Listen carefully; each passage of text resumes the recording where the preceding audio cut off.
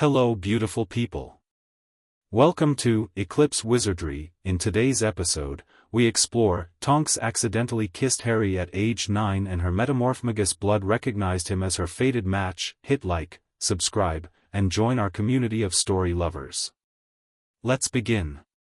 Chapter 1, The Accident in Diagon Alley. The morning Nymphadora Tonks accidentally kissed Harry Potter. She had already broken 3 things before breakfast. The first was a teacup, her fault entirely, elbow catching the edge of the kitchen table as she bolted past her mother reaching for the last piece of toast. The second was a small ceramic owl her father kept on the windowsill, which she'd knocked with her shoulder while spinning to catch the toast she'd already fumbled. The third was debatable. Her mother argued the sugar bowl counted, Tonks argued it had been cracked already and she'd merely finished the job. The debate was ongoing as they stepped into the fireplace and the green flames swallowed them whole. Diagon Alley in August was a specific kind of madness.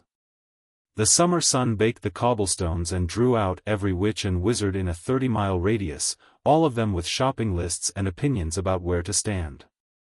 Tonks landed in the leaky cauldron's back fireplace with considerably more momentum than intended, stumbled off the grate, caught herself on a barstool, and looked up grinning at the mild chaos she'd created around her. Nymphadora, her mother said, stepping out of the fireplace with the effortless grace that Tonks had inherited absolutely none of, we have discussed the landing. I land fine, Tonks said. Other people just stand too close. Andromeda Tonks had the kind of face that communicated entire paragraphs without moving. She deployed one of those paragraphs now. Tonks translated it as, "We are in public, you will behave, this is not a negotiation." "Fine," Tonks said. "I'll be graceful." Her hair shifted from its usual bubblegum pink to a startled shade of electric blue, which was what it did when she was being sarcastic. She hadn't fully mastered keeping it neutral yet. Her mother noticed, naturally, and said nothing, which was somehow worse than being told off. Ted Tonks, tall, sandy-haired, the kind of man who found everything mildly delightful, came out of the fireplace last, brushing soot from his shoulders and looking around the leaky cauldron with the undiminished enthusiasm of a Muggle-born who'd been doing this for 15 years and still found it brilliant. "Right," he said. "Cauldrons, potion ingredients, new robes for Dora, don't call me Dora. And then ice cream. Sound good?" "The ice cream sounds good," Tonks allowed. They pushed out into Diagon Alley and the noise hit her like a warm, crowded wave. She loved it, actually, the press of people, the shouting vendors, the owls wheeling overhead, the smell of every magical thing imaginable crammed into a narrow medieval street. Her hair flickered through 3 colors in rapid succession, blue to gold to a pleased, saturated violet. She reined it back to pink before her mother noticed. She was 9 years old and the Metamorphmagus ability had been hers since birth, which meant she'd had 9 years to learn to control it and was still, in her estimation, about 60% successful on a good day. The hair was the hardest part. It responded to emotion before she could catch it, a biological honesty she found deeply inconvenient.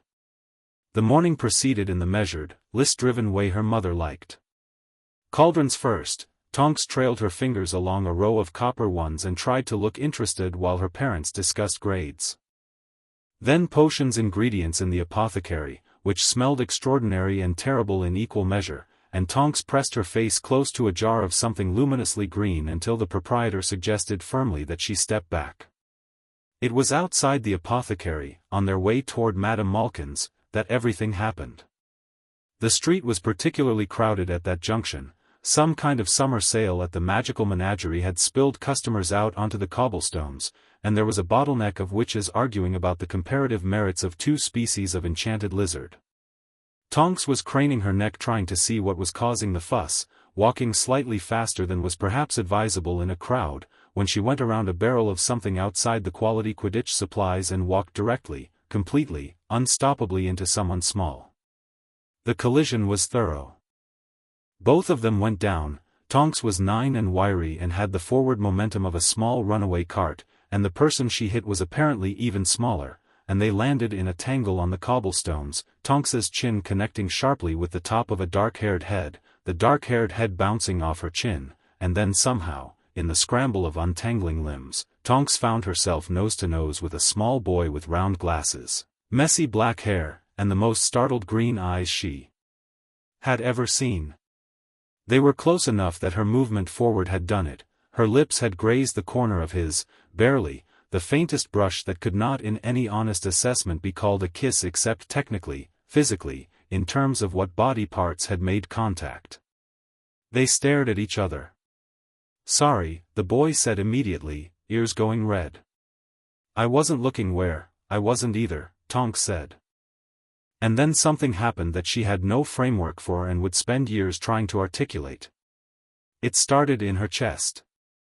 Not a pain, more like a vibration, like striking a tuning fork against something resonant, a frequency she hadn't known she was waiting for.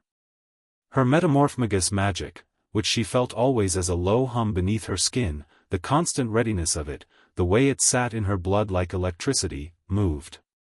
Not in the way it moved when she changed her nose or shifted her hair color. This was different. This was directional. This was reaching, the way a compass needle swings north and stops, suddenly and absolutely oriented. Her hair, which she had painstakingly held at pink since leaving the house, went white. Not bleached out white. Luminous white. Star white. The color her hair went when her magic was doing something entirely outside her control. The boy blinked at it. "Your hair just, I know," Tonks said. She scrambled to her feet, pulling the boy up with her by instinct. He was smaller than her by a couple inches, thinner, wearing clothes that were clearly several sizes too large for him, a massive oversized shirt, two big jeans, trainers held together with what looked like determination and spite. He had a lightning bolt scar on his forehead that she noticed the way you notice something obvious once your eyes have already moved past it. She knew who he was. Everyone in the wizarding world knew who he was. "You're Harry Potter," she said. His expression did something complicated, a flicker of resignation, like this was a thing that happened to him regularly and he decided not to feel anything about it. "Yeah," he said. "I didn't walk into you on purpose," she said, because it seemed important to establish. "I'm just clumsy." Something shifted in his face. The resignation cracked a little, and underneath it was something more genuine. "I know," he said.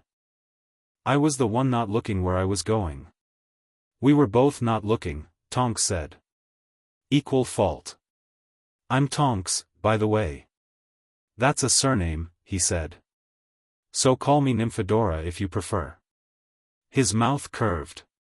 It was a small smile, cautious, like he wasn't entirely sure smiling was allowed, but it was real.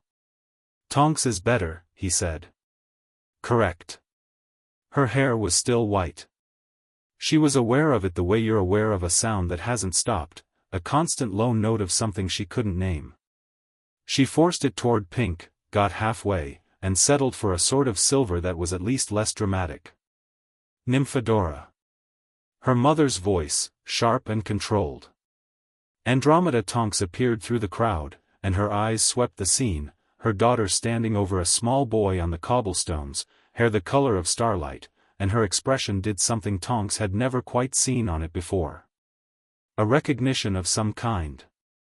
A stillness. "I see," her mother said, very quietly, to no one in particular. Then a man appeared on the other side, large, clearly not a wizard by his broad bewilderment at the crowd, moving through people with the apologetic urgency of someone who'd lost something. He wasn't Harry's guardian, Tonks understood later. He was someone from the wizarding community acting as a temporary escort, one of Dumbledore's arrangements for getting Harry to Diagon Alley for school supplies. He found Harry, clocked Tonks, checked Harry over with the practiced concern of someone following a checklist rather than genuine warmth, and then aimed the boy toward Gringotts with firm efficiency. Harry looked back once. Tonks looked back at the same time. She couldn't have explained later why she raised her hand and waggled her fingers in a wave. It seemed like the thing to do. He gave a short, small wave back, then was absorbed by the crowd, and Tonks stood in the middle of Diagon Alley with silver hair and a compass feeling in her chest pointing in the direction he'd gone. "Mum," she said. "Not here," Andromeda said. "My hair went white." "I know. It's never done that before." "I know," her mother said again, and took her hand, which Andromeda Tonks did not typically do unless something serious was happening. "Come on. Ice cream first. You said ice cream was last." "I changed my mind." They sat in Florian Fortescue's with 3 scoops each. Tonks barely tasted hers, and after a long stretch of silence in which Ted Tonks ate his ice cream with deliberate cheerfulness and asked absolutely no questions because he was a man of exceptional social intelligence, Andromeda set down her spoon and said, "Do you know what you are, Nymphadora?" "A Metamorphmagus," Tonks said. "You've told me that since before I could say the word." "And do you know what that means?" "All that it means?" Tonks looked at her mother. "You're going to tell me something I don't know." "Metamorphmagi are rare," Andromeda said, with the careful precision of someone who'd thought about how to have this conversation. "One in several generations, sometimes. The magic is old, older than the wand, older than most of what we practice. And in old magic, there are old mechanisms. Rules that were never written down because they didn't need to be. They simply happened." "Like what?" Tonks asked. Her ice cream was melting. She didn't move. "Like recognition," her mother said simply. The word landed with weight. Metamorphmagi have always been deeply sensitive to magical resonance, to the signatures of other people's magic. It's part of why we change, we're inherently responsive to the world around us. But sometimes, very rarely, that sensitivity finds something specific. Something that it reads as, she paused, choosing the word carefully, matched. And when that happens, the magic announces it. It doesn't ask permission. It doesn't wait. It goes white, Tonks said. Her mother met her eyes. Yes. Silence.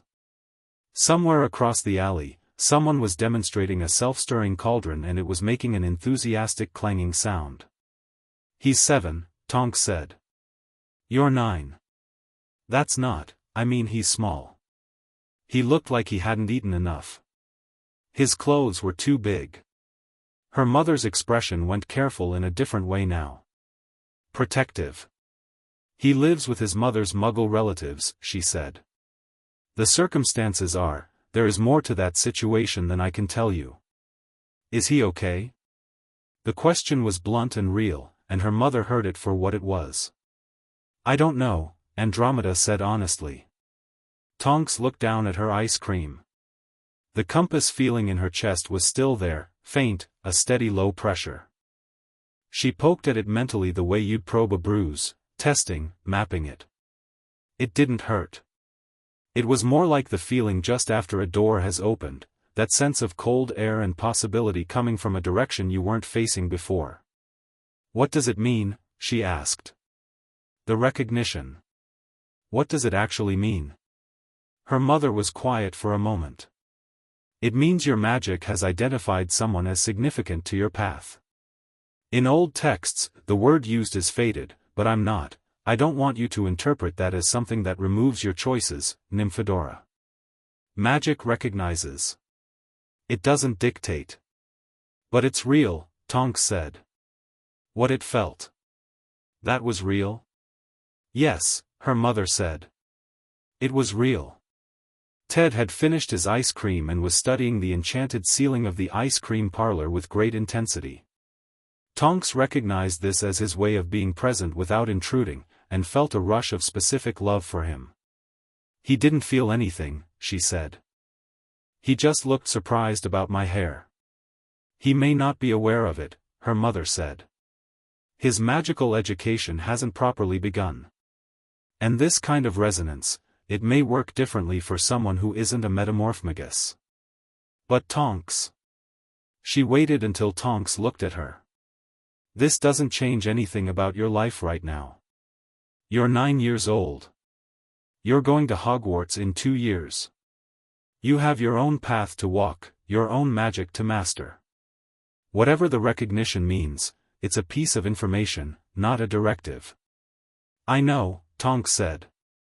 She was surprised to find that she actually did know. The feeling in her chest didn't feel demanding. It felt, if anything, like a direction. Like knowing north was there without needing to walk toward it immediately. Can I ask you something else? She said. Always, her mother said. Why did you say I see when you saw my hair? You said it like you already knew what it looked like. A pause. Her mother and father exchanged a glance across the table, the quick fluent exchange of two people who'd been together long enough to have full conversations in a look. Your grandmother, her mother said finally, was also a Metamorphmagus. The talent skips sometimes. And she, well. She told me about the white. Her hair went white too. Yes. For my grandfather? For your grandfather, her mother confirmed, and her voice was warm and a little complicated in the way it got when she talked about her own parents, affectionate and careful at once, the Black family history being what it was.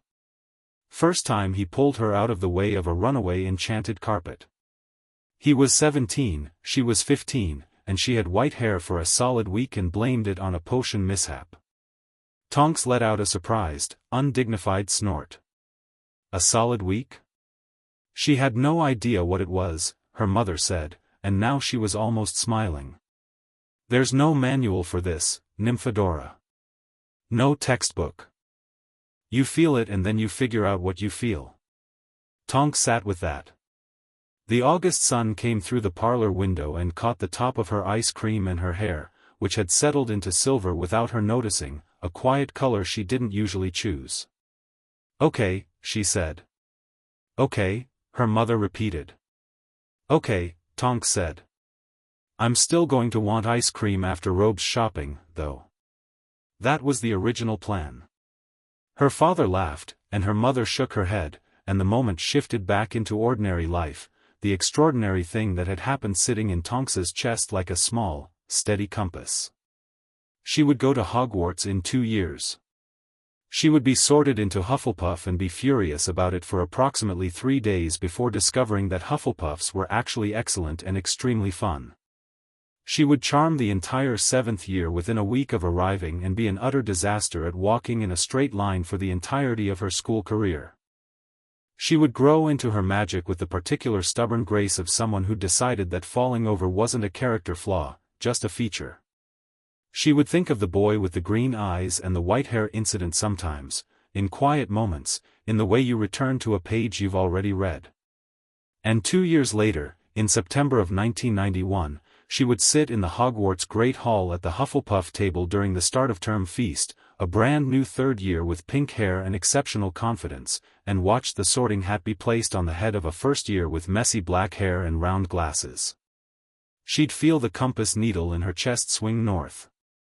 Harry Potter, called the Great Hall, and it filled with noise, and Tonks sat very still in the middle of it, her hair going white at the roots, which she noticed immediately and suppressed with a focused effort that cost her real concentration. She pressed her thumbnail hard into her palm, the small sharp sting of it giving her something to focus on, and held her hair at pink through sheer willpower. He was 11. She was 13. He would be here for 7 years, and so would she, for the next 4. And the magical world, already complicated, already carrying the shadows of a war not quite over, was going to get a great deal more interesting. Tonks caught herself smiling, felt slightly ridiculous about it, and helped herself to another bread roll. The feast had barely started.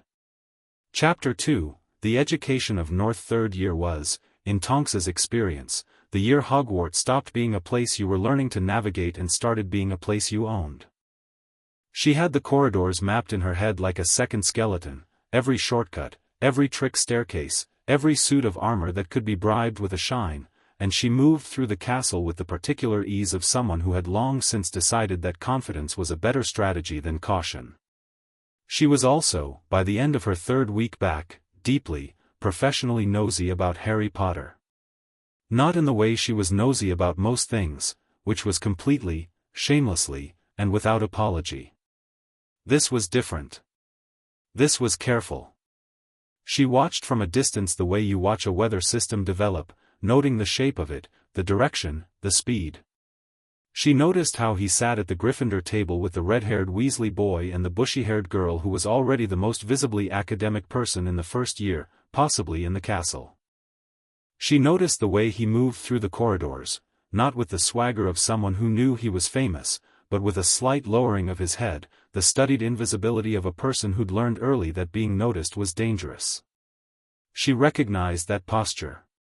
She'd seen it on people who'd grown up in the wrong kind of quiet. She did not introduce herself. The recognition magic in her chest had opinions about this. It pushed, sometimes, a low insistent pressure like a hand on her shoulder, but Tonks had decided, with the particular stubbornness of a 13-year-old who'd had 2 years to think about it, that she was not going to let her own blood choreograph her life. She would do things in her own time, on her own terms, and if her Metamorphmagus magic wanted to have feelings about that, it could take a number and wait. What she did do was pay attention. She paid attention during the first Gryffindor vs. Slytherin Quidditch match of the season, standing on the Hufflepuff end of the stands because Hufflepuff wasn't playing and the view was better. She watched Harry on his broom with the same focused interest she brought to anything she found genuinely impressive, which was her highest form of respect. He was extraordinary.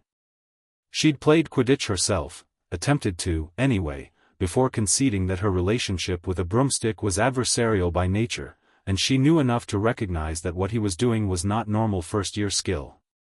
When the snitch appeared and he went after it with that committed, almost reckless certainty, she was on her feet before she'd decided to stand. When he caught it, the fall, the recovery, the snitch tumbling out of his mouth into his hand, the entire stand erupted, and Tonks yelled with everyone else, loud and immediate, and her hair went gold without asking her first. She caught it, pulled it back, told herself it meant nothing beyond general enthusiasm, and spent the next 40 minutes arguing with herself about whether she believed that. She did not, she concluded, entirely believe it. October edged into November, and November brought cold corridors and the smell of wood smoke and a particular kind of castle darkness that Tonks found deeply comfortable. She was doing well in all her classes except potions, which was Snape's domain, and Snape had a specific and seemingly bottomless dislike for Tonks that she'd spent 3 years interpreting as a challenge. She turned in her potions work perfectly, made her brews correctly, and said absolutely nothing that could be construed as impertinent, and it drove him visibly mad, which she found enormously satisfying. It was in the corridor outside the potions classroom that she first spoke to Harry Potter in 2 years. She was coming out, he was going in. Hufflepuff had potions after Gryffindor that week, some scheduling alignment, and the corridors between classes had that brief window of complete chaos, 2 groups of students flowing opposite directions in a passage that was too narrow for the traffic. She stepped sideways to avoid Longbottom, who was moving at speed and looking at his ingredient list with the concentrated despair of someone who'd already had a bad day, and stepped directly into Harry's path. He checked up short. She checked up short. They stood a foot apart in the moving traffic and looked at each other. He didn't recognize her. She could tell. He saw a third-year girl with pink hair and a Hufflepuff badge, and nothing in his expression registered more than mild surprise at the near collision. She felt something that was not disappointment because she had no reason to be disappointed, and also something that was definitely disappointment. "Watch her," she said, because it was what she always said. "Sorry," he said, stepping sideways. "Didn't see, Tonks," she said. He paused. Processed. She watched the moment it landed, the small flicker of recognition, older than Hogwarts. "Diagon Alley," he said. 2 years ago," she said. "You remembered. You walked into me." "We walked into each other," she corrected. "Equal fault.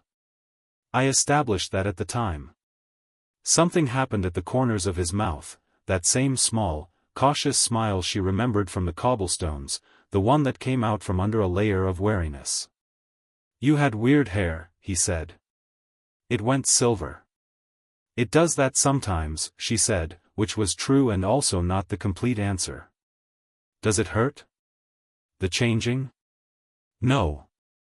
It feels like, she searched for the right word, like stretching. A muscle you always have, you just don't always use it. He absorbed this with the direct, unfussy attention she'd noticed from the stands. He listened like someone who'd learned not to take information for granted. That's brilliant, he said, simply and genuinely. I know, she said. The crowd around them was thinning. Someone called his name from further up the corridor, the Weasley boy, red hair visible from a considerable distance. Harry glanced back, then at her again. You go here, he said. It was somewhere between a question and a discovery. Third year, she said. Hufflepuff. You're Gryffindor, obviously. Obviously? He sounded slightly amused by the obviously. The hat takes about 4 seconds to decide Gryffindor, she said. The longer it takes, the more interesting the result. How long did it take with you? A beat. Something shifted in his expression, just briefly, a flicker of something she couldn't quite read, private and complicated. A few minutes, he said. She filed that away without remarking on it. Hufflepuff took about the same. The hat and I had a disagreement about whether Slytherin was a viable option. His eyebrows went up. You wanted Slytherin? I wanted to win the argument, she said. Different thing entirely. But Hufflepuff is excellent, actually. We have the best common room and the best snacks and the lowest collective drama, and I will fight anyone who disagrees. She paused. Except the snacks claim is objective fact. The kitchens literally connect directly. Harry looked at her for a moment with an expression that was, she thought, genuine amusement that had sort of snuck through before he could make a decision about it. Good to know, he said. Tonks, someone from the Hufflepuff line called. Snape's going to dock points if we're late. He's going to dock points regardless, she called back, but she was already moving. She pointed at Harry as she passed him. Surviving Snape is about giving him nothing to grip. Perfect work, visible boredom. Works every time. She swept into the potions classroom and didn't look back, which cost her a non-trivial amount of willpower. She sat down, got her things out, and ignored the gold that had crept into her hair at the tips. After that, they nodded to each other in corridors. Then they exchanged brief words at the edge of meals. Tonks occasionally sat at the end of the Hufflepuff table closest to Gryffindor on sheer logistical grounds, because her friends were scattered everywhere and the seating conventions at Hogwarts were loose at best. She talked to everyone. That was her natural state. She moved through the castle's social landscape like water, finding the path of least resistance, filling spaces. She had friends in every house except possibly Slytherin, where she had more of a respectful truce with a select few. Harry she approached the way you approach something that startles easily, no sudden movements, no grand announcements. Just presence. Just being somewhere nearby until nearby became normal. He was, she discovered, fiercely private about certain things and completely unguarded about others. He'd tell you in detail about the Quidditch match he'd just played, every decision, the exact feel of a specific maneuver, with the particular animated energy of someone who only forgot to be wary when talking about something they truly loved. He'd say almost nothing about where he came from, what his summers were like, what it was like being him in the specific sense of being him. These weren't topics he avoided, they were topics that seemed not to exist in his conversational map at all, like blank spaces on a chart where someone had simply never filled in the details. She didn't push. She gave him things to react to instead, her own stories, which were absurd and plentiful, and her opinions, which were strong and numerous, and her Metamorphmagus demonstrations, which she offered freely because they made people laugh and because there was nothing she found more satisfying than making Harry Potter laugh with his whole face rather than just the corners of his mouth. The first time she made him do that, properly, genuinely, the kind of laugh you can't control, was in December, 3 weeks before Christmas, in the corridor outside the library. She'd been demonstrating for a cluster of second years the specific look of Professor Flitwick when he was delighted about an Aguamendi charm, which required her to shrink approximately 8 inches, puff her cheeks, and produce an expression of transcendent professional joy. And Harry came around the corner with Weasley and the Granger girl and stopped dead. And she held the Flitwick face for 3 full seconds longer than she'd planned while he took it in, and then he cracked. Full face, full volume, slightly horrified at his own reaction. Weasley immediately demanded she do Snape. Granger immediately said she absolutely should not do Snape in a public corridor because the man had ears everywhere. Tonks did Snape anyway. She kept it for 5 seconds. Then she dropped it, clocked the expression on Harry's face, still laughing, slightly breathless, watching her with a look she hadn't catalogued on him before, and filed that away too. The compass in her chest was doing absolutely nothing restrained about any of this, and she was choosing not to engage with it. She was 13. She had standards about her own emotional life. Christmas came, and the castle emptied out. Tonks went home to her parents and a deeply comfortable 2 weeks of her mother's cooking and her father's extensive record collection and long walks that she took specifically because walking with a destination in mind, rather than navigating corridors full of people, allowed her to think properly. She thought about Harry, naturally. The blank spaces on his map. The 2 large clothes she remembered from Diagon Alley. The way he held himself in the corridor when he didn't realize anyone was watching, not defeated, exactly, but braced. Like someone who'd learned to make themselves small and was now discovering, in increments, that he didn't have to. She thought about what her mother had said 2 years ago, it's a piece of information, not a directive. She turned it over. She thought about what kind of person she was, what kind of friend she was, what the honest answer was to the question of whether she was doing any of this for her own sake or for his. She came back to Hogwarts in January with her hair at its most complicated shade, a deep, layered crimson that her mother called purposeful and her father called intimidating, and found Harry in the corridor outside Transfiguration on his way to Double Charms, and fell into step beside him as naturally as if she'd been doing it for years. "Good Christmas," she said. A beat. The not-quite pause that meant he was deciding how to answer. "Fine," he said. Then, because she waited, "The Dursleys aren't, they're not very festive." It was more than he'd given before. She received it without making it significant. "My dad spent Christmas Eve trying to enchant the tree lights and accidentally made them sing," she said. "All of them. Every light on the tree, different notes, continuously. We had to put the whole thing in the garden." The small smile. "Did it work? Stopping it?" "No," she said. "We ate Christmas dinner listening to 47 Lights singing carol fragments in the back garden. It was actually brilliant." She glanced at him. "You could come next year. My parents wouldn't mind. My mom would probably cook enough for a regiment anyway." He didn't answer immediately. She felt him process it, the offer, the casualness of it, what it meant and didn't mean.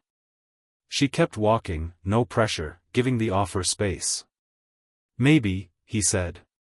Which, from Harry, she'd already learned, was worth considerably more than it sounded like. February came, and with it the particular Hogwarts development that she'd been watching from a distance for 3 months with increasing professional concern. Harry Potter was being systematically targeted by Quirinus Quirrell, the Defense Against the Dark Arts teacher whose two-sided nature was invisible to almost everyone and visible to Tonks with uncomfortable clarity. She wasn't sure, exactly. She had nothing concrete. What she had was instinct, the Metamorphmagus sensitivity her mother had described, the deep biological responsiveness to other people's magical signatures. Quirrell's was wrong in a specific way that she couldn't name but could feel every time she was near him, a discordant frequency beneath the stuttering nervousness, something underneath that was cold and directed and ancient. She started paying attention differently. She wasn't subtle about following up on what she suspected. She went to the library. She read about dark wizards, about possession, about what the presence of a dark soul beside someone else's would read like on a magical register. She read Madame Pants into a mild professional crisis by requesting 6 books from the restricted section using a forged teacher's note. She was not proud of this, exactly, but she was also not proud, and spent a Sunday in February reading about Voldemort with the door of an empty classroom locked behind her. What she found wasn't a smoking proof. It was a direction. She considered going to McGonagall.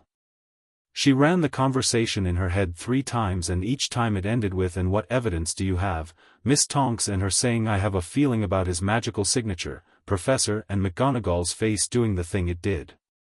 She considered going to Dumbledore. She ran that conversation and trusted it more, actually, because Dumbledore was the only adult in this castle she was fully convinced understood the situation.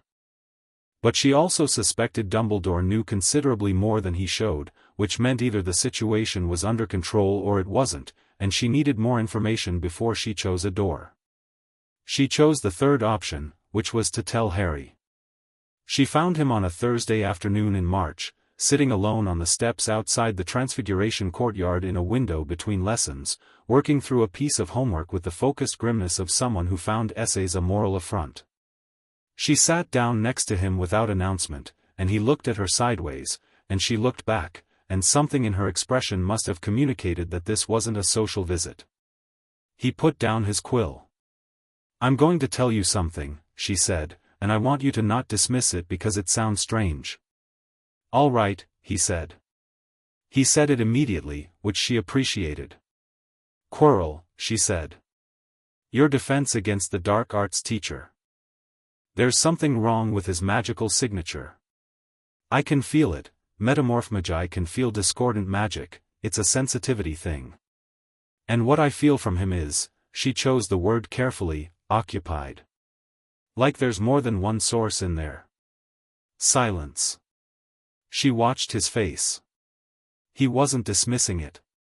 He was doing the thing he did where he took information in and sat with it before responding. "You think someone's possessing him," he said. "I think something is," she said. "Yes." Another silence. He picked up his quill and set it down again. "The 3-headed dog," he said. "On the 3rd floor. You know about it?" She knew Hogwarts had something on the 3rd floor that wasn't publicly acknowledged, because Tonks had noticed things. She'd added it to her map. "I know it's there," she said. "It's guarding something," he said. Hermione figured out it's the Philosopher's Stone. Someone's been trying to get to it since the start of term. He looked at her. "We thought it was Snape." "It's not Snape," Tonks said with absolute confidence. "Snape's unpleasant in multiple specific directions, but his magic is clean." Harry absorbed this. "Quirrell," he said. "If I'm right," she said, because she was being careful, "then what's in Quirrell is something that wants the stone.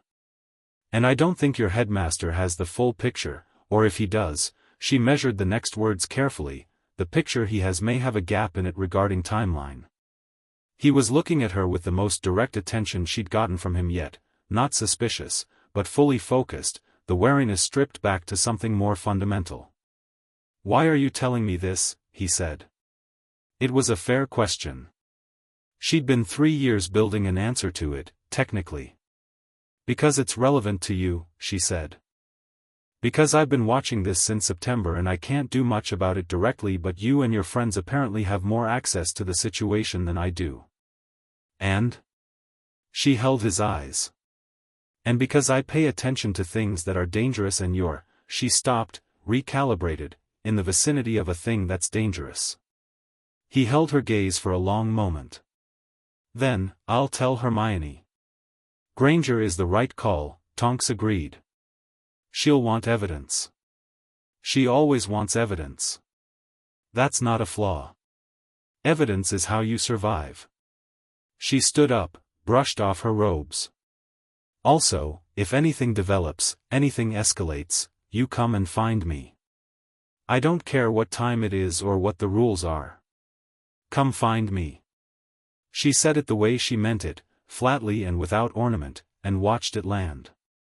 He looked up at her from the step, green eyes direct. "Why?" he said again, but softer this time. More honest. She met it honestly. "Because," she said, "you should have someone who does that." She walked away before he could respond, which was probably cowardice but felt like wisdom, and she spent the rest of the afternoon in charms with gold tips on her hair that she was too distracted to correct, and when Sprout asked about it she blamed it on a potion experiment gone interesting, and Sprout said that sounded very like Tonks and she agreed completely. The weeks that followed had a specific spring at Hogwarts quality, the castle warming incrementally, the grounds opening up, the whole compressed social structure of the school year heading toward its inevitable end. Tonks kept watching. She tracked Quirrell in corridors, clocked the moments his discordant frequency spiked, noted when Harry and his friends were in late-night conversations that had the body language of plans being made. She stayed available. She passed Harry in corridors and kept the interactions light, ordinary, a consistent presence that asked nothing and remained steady. She was doing something specific that she was not naming to herself yet, something that looked like friendship but had a different shape underneath.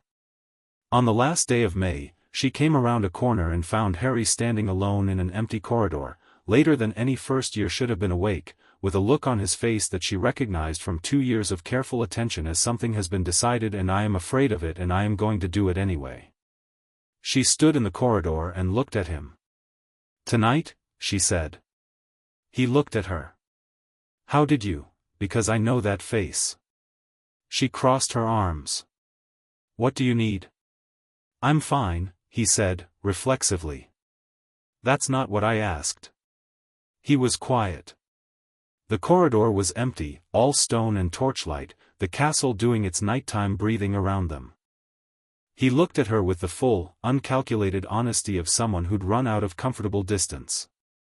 "I need to get to the stone before Quirrell does," he said. "Tonight. There are tasks, we've worked it out, she repeated. "Weasley and Granger." "Yes." "All right," she said.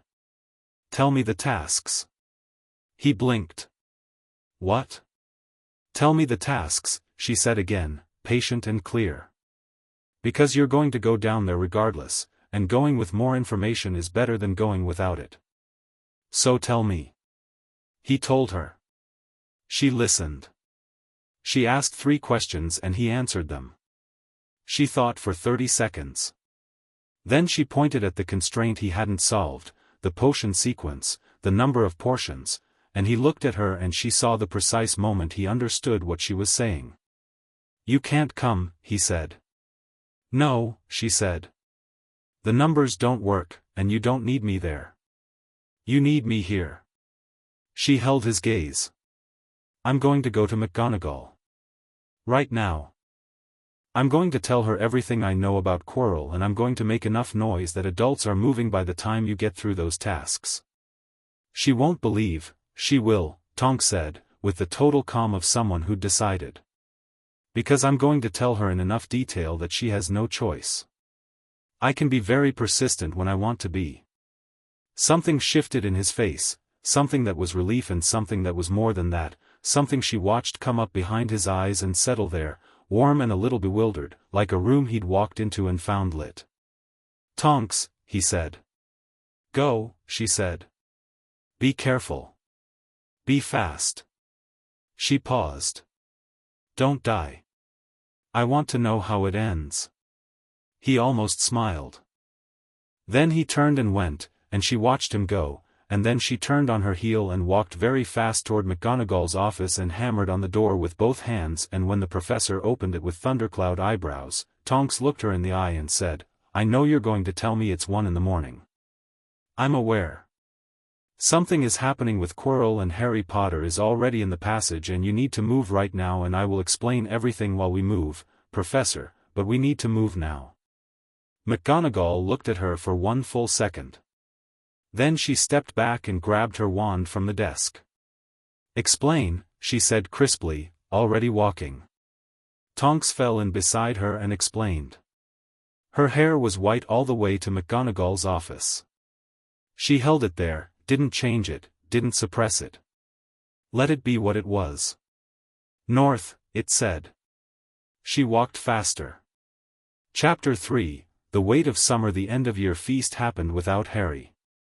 He was in the hospital wing, which Madame Pomfrey had sealed off with the professional authority of someone who considered her ward a sovereign territory and visiting hours a suggestion that other people made.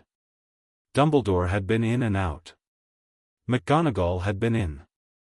The Weasley boy and Granger had camped outside the door for 6 hours before Pomfrey relented and let them through for 20 minutes, which stretched to 2 hours while she pretended not to notice. Tonks had not gone to the hospital wing.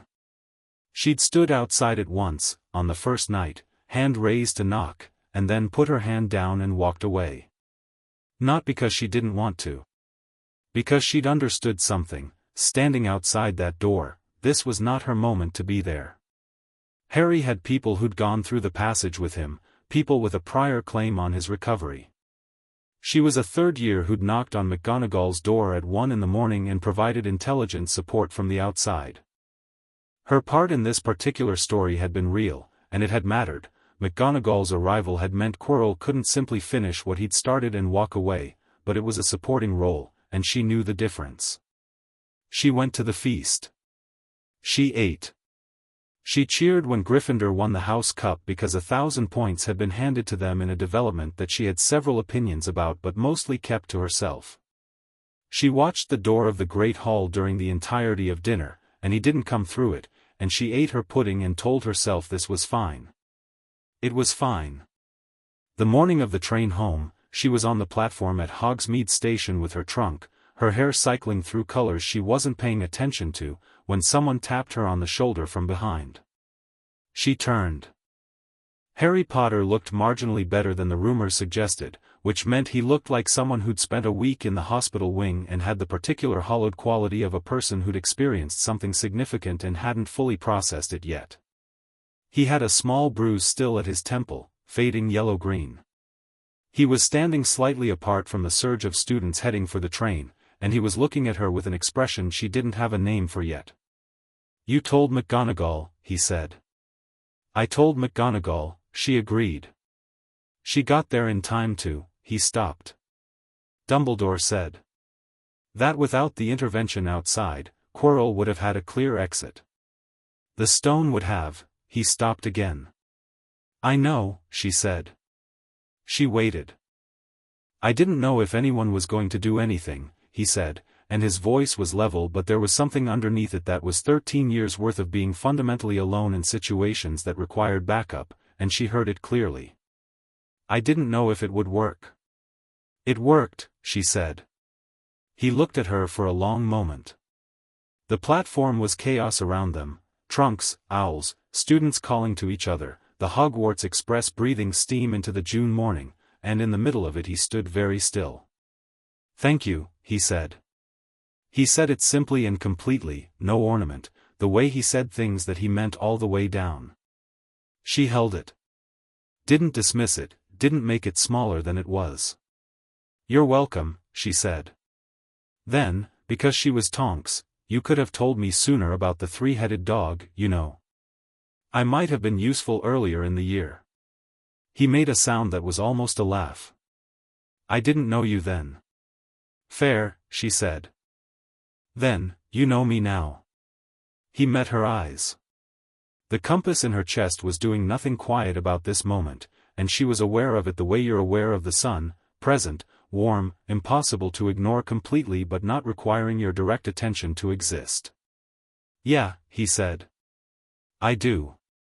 They stood like that for a moment, and then the train whistle blew and people moved in waves around them, and she shouldered her bag and said, "Go find Weasley, he's been looking for you for 10 minutes, which was true because she'd seen it, and Harry turned and there was Ron Weasley waving from down the platform, and Harry went, and she watched him go. He looked back once. She raised 2 fingers in a lazy wave, the same gesture she'd given him in Diagon Alley at 7 years old on cobblestones. He gave a short, sharp nod, something certain about it, something that was the start of a language they were building, and then the crowd took him. She stood there for a full 3 seconds, hair cycling white to gold to silver in rapid succession, before she caught herself and hauled it back to pink through brute will. She walked to the train, found her compartment, threw herself into the window seat, and spent the first 20 minutes of the journey home refusing to think about it. Then she thought about it for the remaining 4 hours. Summer had a specific quality that year, longer than it should have been, or shorter, depending on the day. She was home in her parents' house, which was always good, always warm, the specific comfort of a place that had never been anything but a refuge. She slept late. She helped her dad in the garden, which mostly involved her levitating things he couldn't reach and her dad narrating everything with the running commentary of a man who found housework genuinely entertaining. She ate her mother's cooking and had opinions about it that her mother solicited and ignored in equal measure.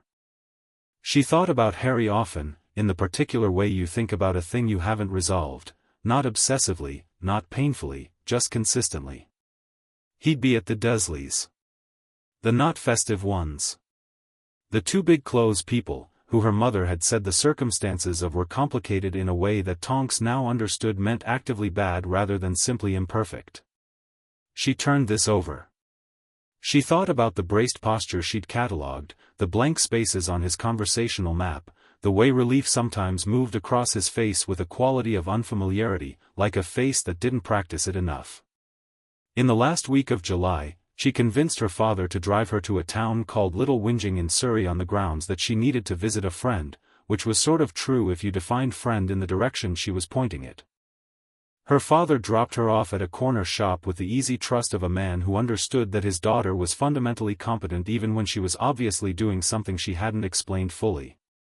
She bought a Muggle fizzy drink, found a payphone, looked up Dursley in the local directory with the methodical patience of someone who'd not thought through the existence of multiple Dursleys, and then used a tracing charm she'd learned from a fourth year last term to find the specific magical signature that matched the compass in her chest. Privet Drive was the most aggressively ordinary street she had ever seen in her life. She walked its length once, taking it in. Everything was identical, every house a precise repetition, the gardens uniformly neat in a way that spoke less of care and more of competition. She found number 4, stood on the pavement across the street, and for a moment just looked at it. Then she crossed the street and knocked on the door. The woman who answered had a neck like a giraffe and the expression of someone who had calculated every social interaction in her life for maximum propriety and was currently running the numbers on a 13-year-old girl with pink hair. The calculation was visibly not going well. "Good afternoon," Tonks said. She'd gone with sensible dark brown hair that morning, a deliberate choice, ordinary, but she'd forgotten to maintain it in the walk-over and it had drifted back to pink. She considered changing it now and decided that would be stranger, probably. "I'm a friend of Harry's from school. Nymphadora Tonks. Is he in?" The woman, Petunia, she'd later learn, Petunia Dursley, did several things with her face in rapid succession and said, "I'll see," with a brightness that was entirely constructed. She left the door open, which was more than Tonks had expected, and went down the hall, and there was a brief silence, and then a thumping of feet on stairs that was different from the controlled household sound, and Harry appeared in the hallway. He was wearing the two big clothes again. He stopped when he saw her, clearly running some rapid calculation of his own about whether this was real, and then he said, "Tonks," and it sounded like the relief of someone who hadn't used a word they'd been saving. "Watcher," she said. "I was in the area." "You weren't in the area," he said, moving to the door. Behind him in the hall she could see the woman pretending to do something in the kitchen while watching them both. "You live in London." "Southwest London," she said. "That's practically the area." He looked at her for a moment, and then he stepped outside and pulled the door mostly closed behind him and they stood on the doorstep of number 4 Privet Drive in the July sunshine, and his face did something that she watched with the full attention of a person who'd been cataloguing his expressions for a year. It was a complicated thing, a combination of genuine, uncomplicated happiness at seeing her, which moved across his features before he could decide whether to show it, and something underneath that was a careful, long-practiced management of what he hoped for and what he let himself want. She'd spent a year building a friendship with the specific patience of someone who understood that you don't rush a thing that startles easily. She understood now, standing on his doorstep, that she'd done it correctly. "How's your summer?" she said. Fine, he said. Is it? He looked at her. No. I know. She put her hands in her pockets. I can't do much about that. I'm 13 and I have no legal standing, and Dumbledore has apparently decided you need to stay here every summer for reasons I find increasingly suspicious. She held his eyes.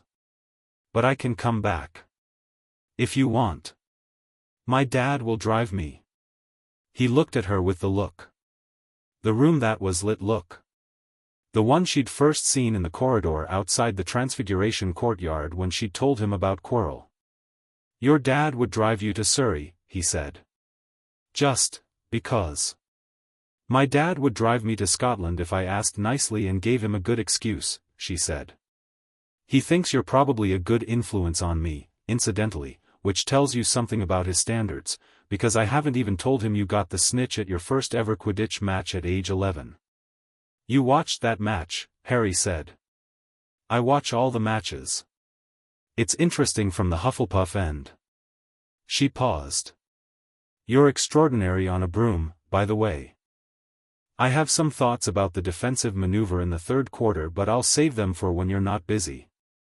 He was looking at her with an expression that had moved past the room that was lit into something more unguarded. He opened his mouth and closed it again. What? She said. He stopped. Started again. It's long summers, he said. The Dursleys don't, it's very quiet. And I had your letters from last month, but they stopped when Dudley sat on Hedwig's cage. He said this flatly, an ordinary report of an ordinary thing that was not ordinary, and she felt something move in her chest that was not the compass. It was sharper. More specific. He sat on your owl's cage, she said, keeping her voice level. It's fine, Hedwig's okay. I know Hedwig's okay, she said. That's not the point. A beat. I know, he said quietly. I know it's not. They stood there for a moment, and the July light was warm on the too ordinary street, and somewhere down the road a lawnmower was going, and she thought, this is what the blank spaces on his conversational map look like when you fill them in. She came back twice more that summer. The second time she brought food from the Tonks kitchen, her dad drove, sang along to a Muggle radio station the entire way, and shook Harry's hand with the straightforward warmth of a Muggle-born man who had no complicated feelings about celebrity and simply saw a kid who needed someone to shake his hand. Her mother sent pie. The third time, Harry was waiting on the front step before they'd pulled up, which meant he'd heard the car, which meant he'd been listening for it. She sat on the front step next to him and they ate sandwiches she'd made that morning, and he told her, in pieces, as they came, not organized into anything, the way things get told when the teller trusts the listener, about the Dursleys. Not all of it. Enough. The cupboard under the stairs she'd already suspected from the room assignment logic. The cousin. The aunt. The uncle. The specific architecture of a childhood built around being small and quiet and grateful for whatever margin was extended. She listened without performing horror or sympathy, because she understood that Harry didn't need her horror and didn't want her sympathy and was telling her because it was real and she'd asked and she'd stay regardless of the answer. When he was done, she didn't say anything for a moment. She ate her sandwich. He ate his. The afternoon moved. It doesn't change anything, she said. In case you were wondering. I wasn't, he said, and the steadiness of it was the steadiness of someone who'd been watching her long enough to believe it. She stayed 3 hours. They walked around the block twice, which was as much freedom as the Dursley geography permitted. He asked her about Auror training. She'd mentioned offhandedly in a letter that she wanted to be an Auror, and he'd asked about it in the next letter, and she'd felt something warm about the fact that he'd remembered. She told him about the training requirements, the NEWTS she'd need, the years of ministry training afterward. He listened with the quality of someone who was also planning something, and when she asked what he wanted to do he said, something that matters, with a simplicity that landed like something he'd thought about carefully and arrived at cleanly. Something that matters is a good answer, she said.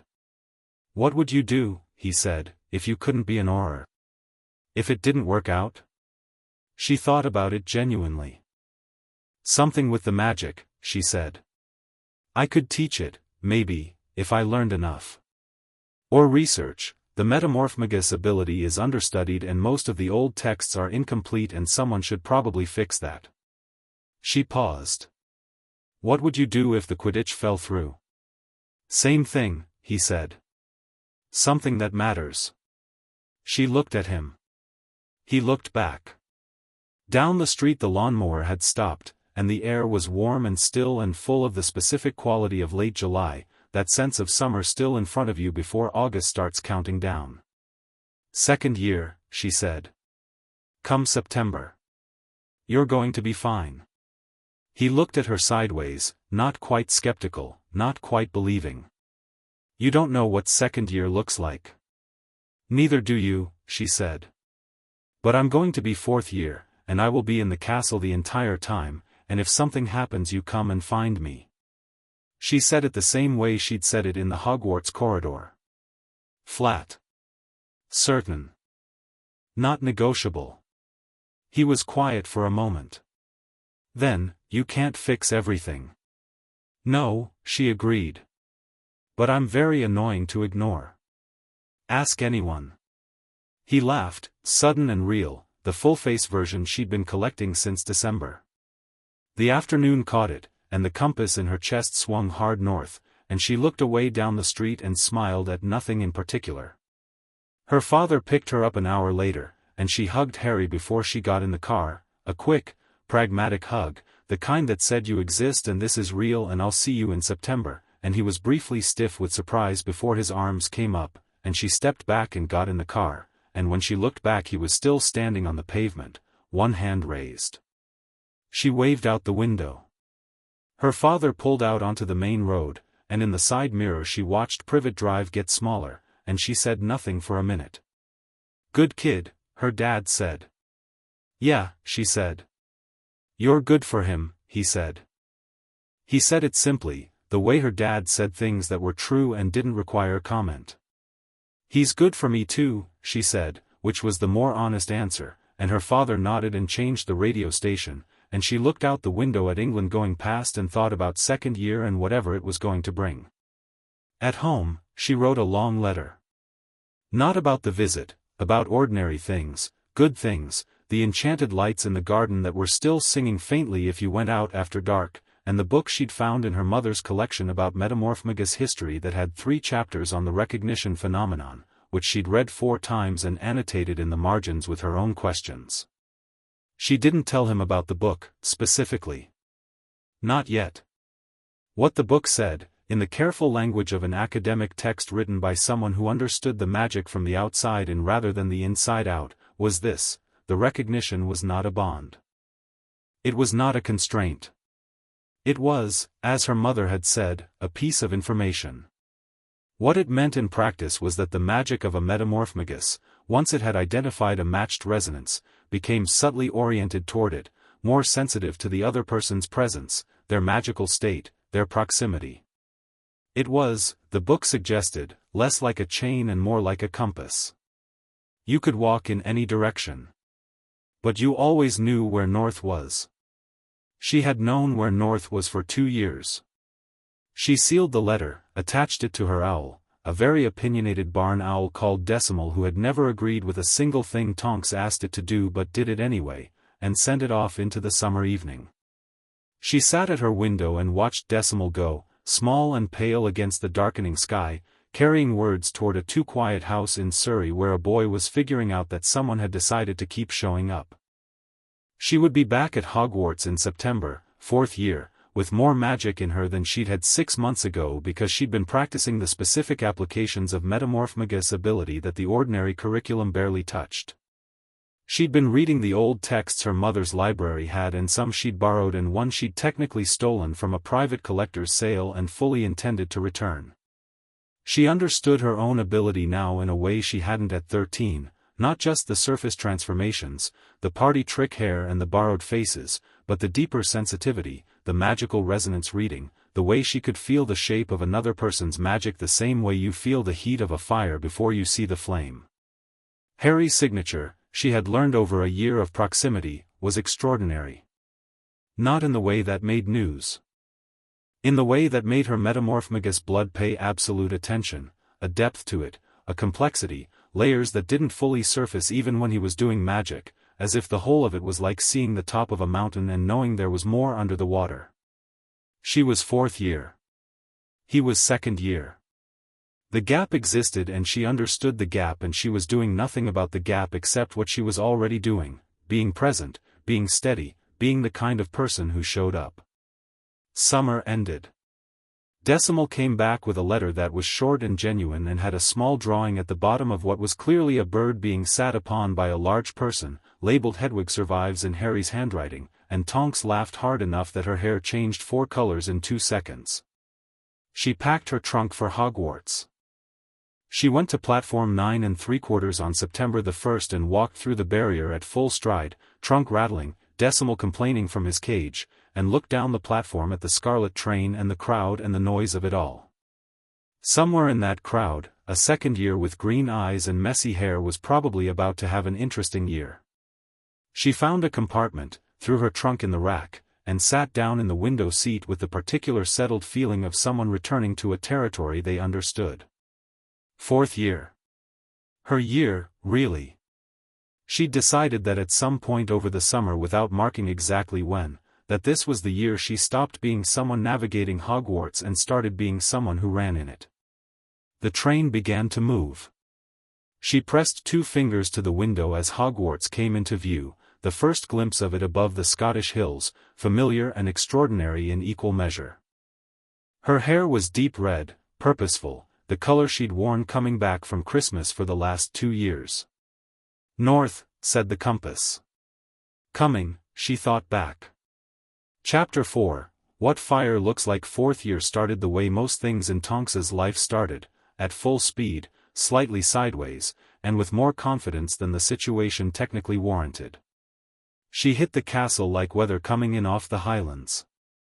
She'd grown 2 inches over summer, her magic had grown considerably more than that, and she'd spent enough time in the old Metamorphmagus texts to have developed a working theory about her ability that she was fairly certain no one currently teaching at Hogwarts could have taught her. She kept this quietly. Not because she was hiding it, Tonks didn't hide things on principle, finding concealment both exhausting and philosophically unsatisfying, but because the best way to demonstrate something was to demonstrate it, and the time for that would come. She reorganized the Hufflepuff 4th-year study schedule within the first 2 weeks, which nobody officially asked her to do and everybody immediately accepted as an improvement. She started an unofficial defense study group that Sprout technically didn't know about and Flitwick technically did but had decided to interpret as a charms enrichment session because the distinction between the two was thin enough that it gave him plausible deniability. She learned 3 new transformation configurations that weren't in the standard curriculum, including one that her great-grandmother's notes described as a full-state shift, not individual features, but the entire physical architecture, held for longer than a few seconds. She practiced it in the bathroom mirror at 2 in the morning with Decimal watching from the towel rack, judging her. She could hold it for 7 minutes by October. Harry, meanwhile, was having a year that she'd predicted would be interesting and which was turning out to be interesting in the specific Hogwarts way that meant something had gone genuinely wrong. The whispers started in the 2nd week, something about a voice in the walls. Then the cat, Mrs. Norris, found petrified in a corridor with writing on the wall in what appeared to be blood. Then Colin Creevey, the first year who followed Harry around with a camera like a small enthusiastic satellite, also petrified. The castle developed a specific anxiety that moved through the student population in waves, and the phrase heir of Slytherin began circulating with the persistent energy of a rumor that had found its structural weakness and was pulling. Tonks watched the direction the suspicion was moving. She saw it land on Harry, she saw the moment the school started looking at him differently, the whispers that followed him in corridors, the space that opened up around him in the Great Hall. She watched how he handled it, not defensively, not with the showy imperviousness of someone pretending not to be affected, but with a quiet, directed stubbornness, the forward momentum of someone who'd decided the opinion of people who didn't know him was not the most important thing in the room. She found him on a Thursday afternoon in October, sitting alone in the library in the back corner that was technically for 6th and 7th years and that Harry had apparently decided applied to him. He had 4 books open and the particular look of someone constructing a theory and not liking where it was pointing. She dropped into the chair across from him with no announcement. He looked up. He didn't look surprised. He'd stopped looking surprised when she appeared places about 3 months into the previous year. This she considered a significant achievement. "You look like you've figured something out that you'd prefer not to have figured out," she said. "Parseltongue," he said, without preamble. She raised her eyebrows. "I spoke to a snake at the dueling club. In front of everyone." He met her eyes. "In front of Draco Malfoy, specifically, who made sure everyone knew immediately. And now everyone thinks you're the heir of Slytherin," she said. "Yes." She leaned back in her chair and thought about it properly, not performing thoughts but actually having them. "Can you do it consciously?" she said. "Speak Parseltongue. Can you decide to do it, or does it come out?" He frowned. "It comes out. I don't even know I'm doing it, usually. It sounds like English from the inside." "That's an extraordinary magical property," she said, in the tone she used when something genuinely interested her, which was an honest tone. "You know Parseltongue is hereditary, but the mechanism by which it persists is—" She stopped, recalibrating. "That's not actually what matters right now." "No," he said. "The school thinks you're responsible for the attacks," she said. "Yes." "Are you?" He looked at her with the most direct look she'd ever gotten from him, flat and clear. "No." "I know," she said. "I've had that answer since September. I wanted to hear you say it for your own sake." She folded her hands on the table. "So someone else is doing it." "Something else. The petrifications look specific, not random. The victims aren't dead, which either means whoever's doing it is being careful or the attack method has a natural upper limit." Harry had gone very still in the way he went still when someone was saying something useful. "Hermione thinks it's a creature," he said. "Something that moves through the pipes." "Pipes," she repeated. She thought about the castle's internal architecture, which she'd learned reasonably well over 3 years of moving through it in unconventional ways. "The Chamber of Secrets," she said. "If it's real, and I'm prepared to accept that it's real, because the alternative is that someone's created a very elaborate prop, then it's connected to the plumbing structure, which means it predates the current layout." "Which means, there's an entrance somewhere old," Harry said. "There's an entrance somewhere old," she agreed. She looked at him. "You're already looking for it." "We're looking for it," he said. "Hermione's been in the library for a week. Tell Granger to check the architectural history of the Hogwarts bathrooms," she said. "Specifically the ones on the 2nd floor. There's a record of an out-of-use girls' bathroom in the castle maintenance log that's been marked disused since around 1940, which is a specific date that aligns with the last time this happened." Harry stared at her. "How do you know there's a castle maintenance log?" "I know where everything is," she said simply. "I've been here 3 years and I paid attention. The log is in Filch's office, 3rd cabinet from the left, which I've accessed on 2 separate occasions for unrelated reasons that I'm not going to detail because you'll ask follow-up questions." He was looking at her with an expression that was half disbelief and half something warmer. "You broke into Filch's office." "Twice," she confirmed. "For good reasons." She pushed back her chair. "Go tell Granger about the 2nd floor bathroom. She'll want to verify it herself, which is correct. Don't take my word for it, check it. And tell her the architectural history books are in the Hogwarts records section, 2 shelves past Magical History of Britain, spine facing left, which is backwards and wrong, but that's how Madame Pants organizes that section for reasons I've never understood." Harry closed his books and stood. "Why are you?" he started. "Because it matters," she said, which was her answer, and she held it. "Also I find the puzzle interesting. Also you look like you haven't slept properly in a week and working the problem is better for everyone than sitting in it." She paused. Also, and I mean this in the kindest possible way, the air of Slytherin theory is spectacularly wrong and it's annoying me. He did laugh then, the real version, sudden and brief, and she felt gold in her hair and caught it before it got away from her. Go on, she said. Find Granger. He went. She sat back down, pulled one of the books he'd left open toward her, and read 3 pages before she was satisfied she'd thought of everything useful, and then she went back to her own work. November moved through the castle in its characteristic way, a darkening, an enclosing, a quality of compressed time that always made Hogwarts feel denser than it was. More of the castle's population was petrified, and more. The anxiety sharpened into something meaner and more specific.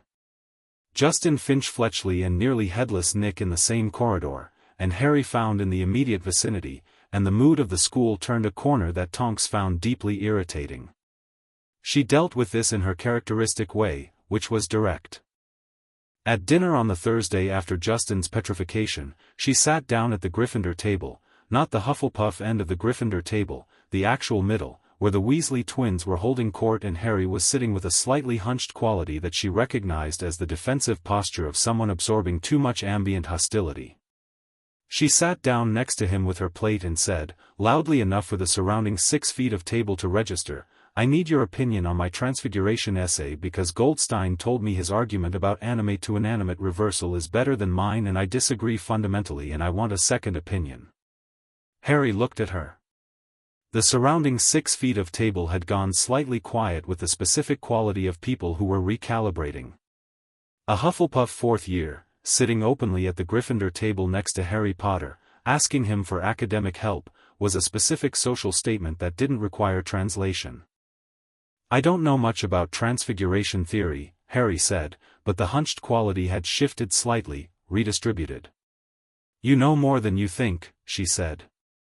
Also Weasley, I need your opinion too, your mum writes excellent letters about household spellwork and your practical knowledge is better than your theory marks suggest. She turned to Ron with the complete assurance of someone who had assessed this accurately and was not asking permission. Ron stared at her. Then said, How do you know my theory marks? I know a lot of things, she said. Pass the potatoes, I haven't eaten since noon. She sat at the Gryffindor table for the entirety of dinner. She did not make a production of it. She talked about the essay, argued with Ron about the animate to inanimate question in a way that was genuinely engaging because Ron had better instincts than he knew, and involved Harry in enough of the conversation that the surrounding table had by the end of dinner simply accepted the arrangement as something that was happening and not a statement requiring response. Granger arrived midway through, sat down across from Tonks, and fixed her with the look of someone who had assessed the situation, approved of the assessment, and was going to verify the methodology anyway. You said second-floor bathroom, she said to Tonks. Myrtle's bathroom. I checked the records. Was I right? Tonks said. You were right, Granger said, with the slight controlled tension of someone who'd expected to find a discrepancy and hadn't. How did you? Filch's office, 3rd cabinet, Tonks said. The castle maintenance log. You should read the whole thing, actually, there are 3 other locations in there that have been sealed off and not publicly documented. She looked at Granger with the specific respect she reserved for people whose minds worked well. You've already thought of this, haven't you? The bathroom. Granger hesitated. We're working on it, she said. Tell me when you have something, Tonks said. Or don't, it's your investigation. But if you need someone who can change their face and walk into places that wouldn't otherwise let them in, that's a resource I'm offering. Granger looked at her for a moment. Then nodded, once, precise and genuine. I'll keep that in mind, she said. Across the table, Ron was looking between the two of them with the expression of someone who'd walked into a different conversation than the one he thought he was having. Harry was looking at Tonks with the look. She met his eyes briefly, then looked away before she did something with her hair that she'd have to explain. December brought a dueling club that she attended as an observer, standing in the back with her arms crossed and her hair at its most deliberately ordinary shade of dark brown, watching Lockhart demonstrate things with the specific painful confidence of a man who had written extensively about his own achievements. She watched the Snape-Lockhart face-off with undisguised interest, because Snape's magic was always clean and precise, and it was instructive to watch someone who was actually competent operate in a teaching context, even if Snape's actual teaching was principally a masterclass in psychological damage. She watched the moment Harry spoke Parseltongue. She watched the room's reaction to it, the rapid reorientation, the instinctive recoil, the specific fear that moved through the students who hadn't been at the sorting when the hat took 3 minutes. She watched Harry's face through it. He didn't know what he'd said until Weasley told him afterward, and even then his face was less frightened than it was resigned, the look of someone who had expected to be looked at sideways and had just found the mechanism. She crossed the room in 6 strides, came up behind the group around Harry, caught his eye over Ron's shoulder. He looked at her. His jaw was tight. She made a very small, very deliberate gesture, a brief sideways tilt of her head, a slight eyebrow raise, that said, "I know, and I know you know what you said, and this changes nothing in the economy of language they'd built over a year and a half of corridor conversations." She saw it land. Saw the jaw loosen by 1 degree. She went back to her position at the back of the room and spent the walk home to the Hufflepuff common room thinking hard. Because the thing about the Parseltongue, the thing nobody in that room had thought about, because they were reacting and not analyzing, was that it wasn't hereditary in any simple Mendelian sense. It was a magical affinity that had to come from somewhere specific. Harry Potter was not a descendant of Salazar Slytherin. The genealogical record, which Tonks had actually checked in the library records back in September, didn't support it. But Voldemort was, notionally, and Harry had been the last person to survive a direct assault from Voldemort. She stood at the bathroom sink in the 4th-year girls' dormitory and looked at herself in the mirror. There were things she could deduce from this and things that would require more information than she currently had. What she was confident of, the Parseltongue was connected to Voldemort, not to Harry's own lineage. What she couldn't confirm, the mechanism of transfer. What this meant for the chamber attacks, nothing directly, but it narrowed the profile of what they were looking for, because something connected to Slytherin's line was operating in the castle, and Harry was the only walking Slytherin-adjacent magical signature in the building.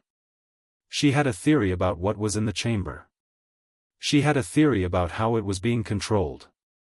She needed one more piece of information to connect them. She went back to the library the next morning before breakfast. It took her 20 minutes to find it, a reference in a pre-modern dark magic survey text, 3rd chapter, a paragraph about methods of magical preservation through objects rather than flesh. The word used in the old text was Horcrux, and the description was brief and written with the particular carefulness of someone who found the subject personally repugnant but academically necessary. She read the paragraph 3 times. Then she sat very still for approximately 90 seconds. Then she closed the book, put it back on the shelf in its wrong-facing position, and walked back to the Hufflepuff common room with a specific and heavy knowledge sitting behind her sternum that was not the compass and was not the recognition and was something else entirely, the weight of knowing something that very few people knew, the responsibility of an answer that was worse than the question had seemed. She wrote to her mother that evening. She didn't use Harry's name. She asked about the theoretical mechanics of a soul fragment preserved in an object. She asked what the interaction between such a fragment and a living person might look like over time. She asked what the counterindications would be. Her mother's return letter arrived in 3 days, and the expression on her mother's face as she'd written it was visible in every careful word, every measured sentence. The answer was, devastating in theory, potentially survivable in practice, and something that should be brought to Albus Dumbledore with no delay. Tonks wrote back, "I know. I'm working on it." She also wrote to Harry that evening, a different letter, shorter, in the casual register of their established correspondence. She asked how his Christmas was shaping up, mentioned that Decimal had taken a strong personal dislike to the snow and was expressing this through aggressive beak behavior, noted that the castle felt quieter than usual in a way she didn't like. At the very end, she wrote, "I need to tell you something when we're back. Not in a letter. In person." It's important but it's not immediate, don't worry about it before Christmas. Enjoy the break if you can. T. She looked at that last line for a moment before sealing it. Then she sealed it and sent Decimal out into the December night, ignoring his opinion about the weather. Christmas was a muted thing that year, the castle's anxiety following the students home in some form. Tonks sat in her parents' warm kitchen and talked to her mother about the Horcrux theory with a completeness that she'd kept out of the letters, everything she'd reasoned through, everything she suspected, the full picture. Her mother listened with the careful gravity of someone who'd grown up in the Black family and was not unfamiliar with dark magic at its most structural. You can't tell him everything at once, her mother said, when Tonks was finished. I know, Tonks said. He's 12. Some of this he doesn't have the framework for yet. And some of it, her mother said carefully, is going to hurt. I know that too. She looked at her tea. I'm not going to manage what he knows and doesn't know for his own protection. I'm not doing that. He can handle information. He handles things better than most adults I know. She looked up. But I need to be there when I tell him. Not in a letter. Her mother looked at her for a moment, the long assessing look that Andromeda Tonks deployed when she was taking accurate stock of a situation. You care very much about this child, she said. He's 12, Tonks said. He's not a child in the way people mean when they say that. He doesn't have, she stopped. He doesn't have enough people, she said. Her mother was quiet. Then, no, she said. I don't suppose he does. She came back to Hogwarts in January with something she hadn't had when she left, certainty. Not about everything, there were large gaps in the picture she was building, entire sections she couldn't fill without more information and more access. But certain about what mattered right now, and about her own role in it. She found Harry on the second day back, in the corridor outside the defense classroom, in a gap between lessons. She'd calculated this, which was more deliberate than she usually operated, but the situation warranted it. She needed 5 minutes with no crowd.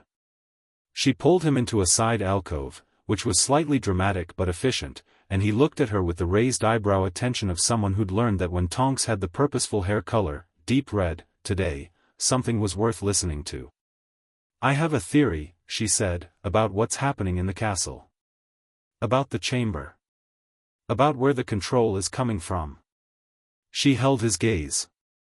Some of it's going to sound impossible. Last year I watched a professor have a second person growing out of the back of his head, Harry said. Set your bar accordingly. She almost smiled. Fair. Here's what I think. She laid it out clearly, concisely, the way she'd been rehearsing, not the Horcrux theory in full, not yet, because that was a door she needed to open carefully, but the mechanism of control, something operating as a channel for an older, preserved magical will, directing a creature in the chamber, with a specific student as the unknowing vector. Harry went very still while she talked. His eyes were on her face, tracking, absorbing. When she finished, he said, Ginny Weasley. She hadn't expected him to get there so fast. What makes you say that? She's been strange all year. Pale. She keeps losing time, I've heard her talking to Ron about it, she's been waking up in odd places. And she had he stopped, and she watched him connect something. She had a diary, he said. At the beginning of the year. She was very attached to it. Tonks felt something cold move through her. An old diary, she said. Tom Riddle's diary, by any chance? Harry's eyes widened. How did you know about that? I didn't, she said. I do now. She held herself steady, because the cold knowledge in her chest was trying to become urgency and she needed to be useful, not panicked. The diary is the control mechanism. If Ginny is writing in it, confiding in it, something that's been preserved in that object is feeding on her. Directing her. She held his eyes. Harry, where is the diary now? I don't know, he said. I haven't seen her carry it since before Christmas, actually. She either still has it, Tonks said, or whatever's in it has what it needs and moved to the next phase. She thought fast. Tell Dumbledore. Today. Don't go through any intermediaries, go directly to Dumbledore's office and tell him about the diary and Ginny. She paused. And if you can find the diary first, if you can get it away from her, do it. Whatever's in that diary should not be given back to its owner willingly. Harry looked at her for a long, measured second. You know what's in it. I have a theory, she said carefully. And I hope I'm wrong. He absorbed this without asking her to confirm. She appreciated that he'd learned, over a year and a half, that when she said I hope I'm wrong she meant it as a real hope, not a rhetorical device. Okay, he said. Okay, she agreed. She let him out of the alcove. He went down the corridor, and she watched him walk, the particular quality of his movement when he decided something, the straightness of it, the forward certainty. He didn't look scared. He looked like someone who had a direction. She stood in the alcove for a moment. Then she went to find Sprout, because she had herbology and she was late, and she spent the rest of the day doing the ordinary work of being a Hogwarts student while a secondary part of her mind ran the calculations on what was coming. In February, Hermione Granger was petrified. Tonks heard about it 3 minutes after it happened. The castle's rumor network was faster than any owl post, and she went to the hospital wing and stood in the doorway and looked at Granger lying stiff and white in the bed, stone still, and felt the cold knowledge in her chest crystallize into something sharp and specific. She went to the library immediately, because Granger had been on her way to the library when it happened, and she found the page on the floor in the corridor.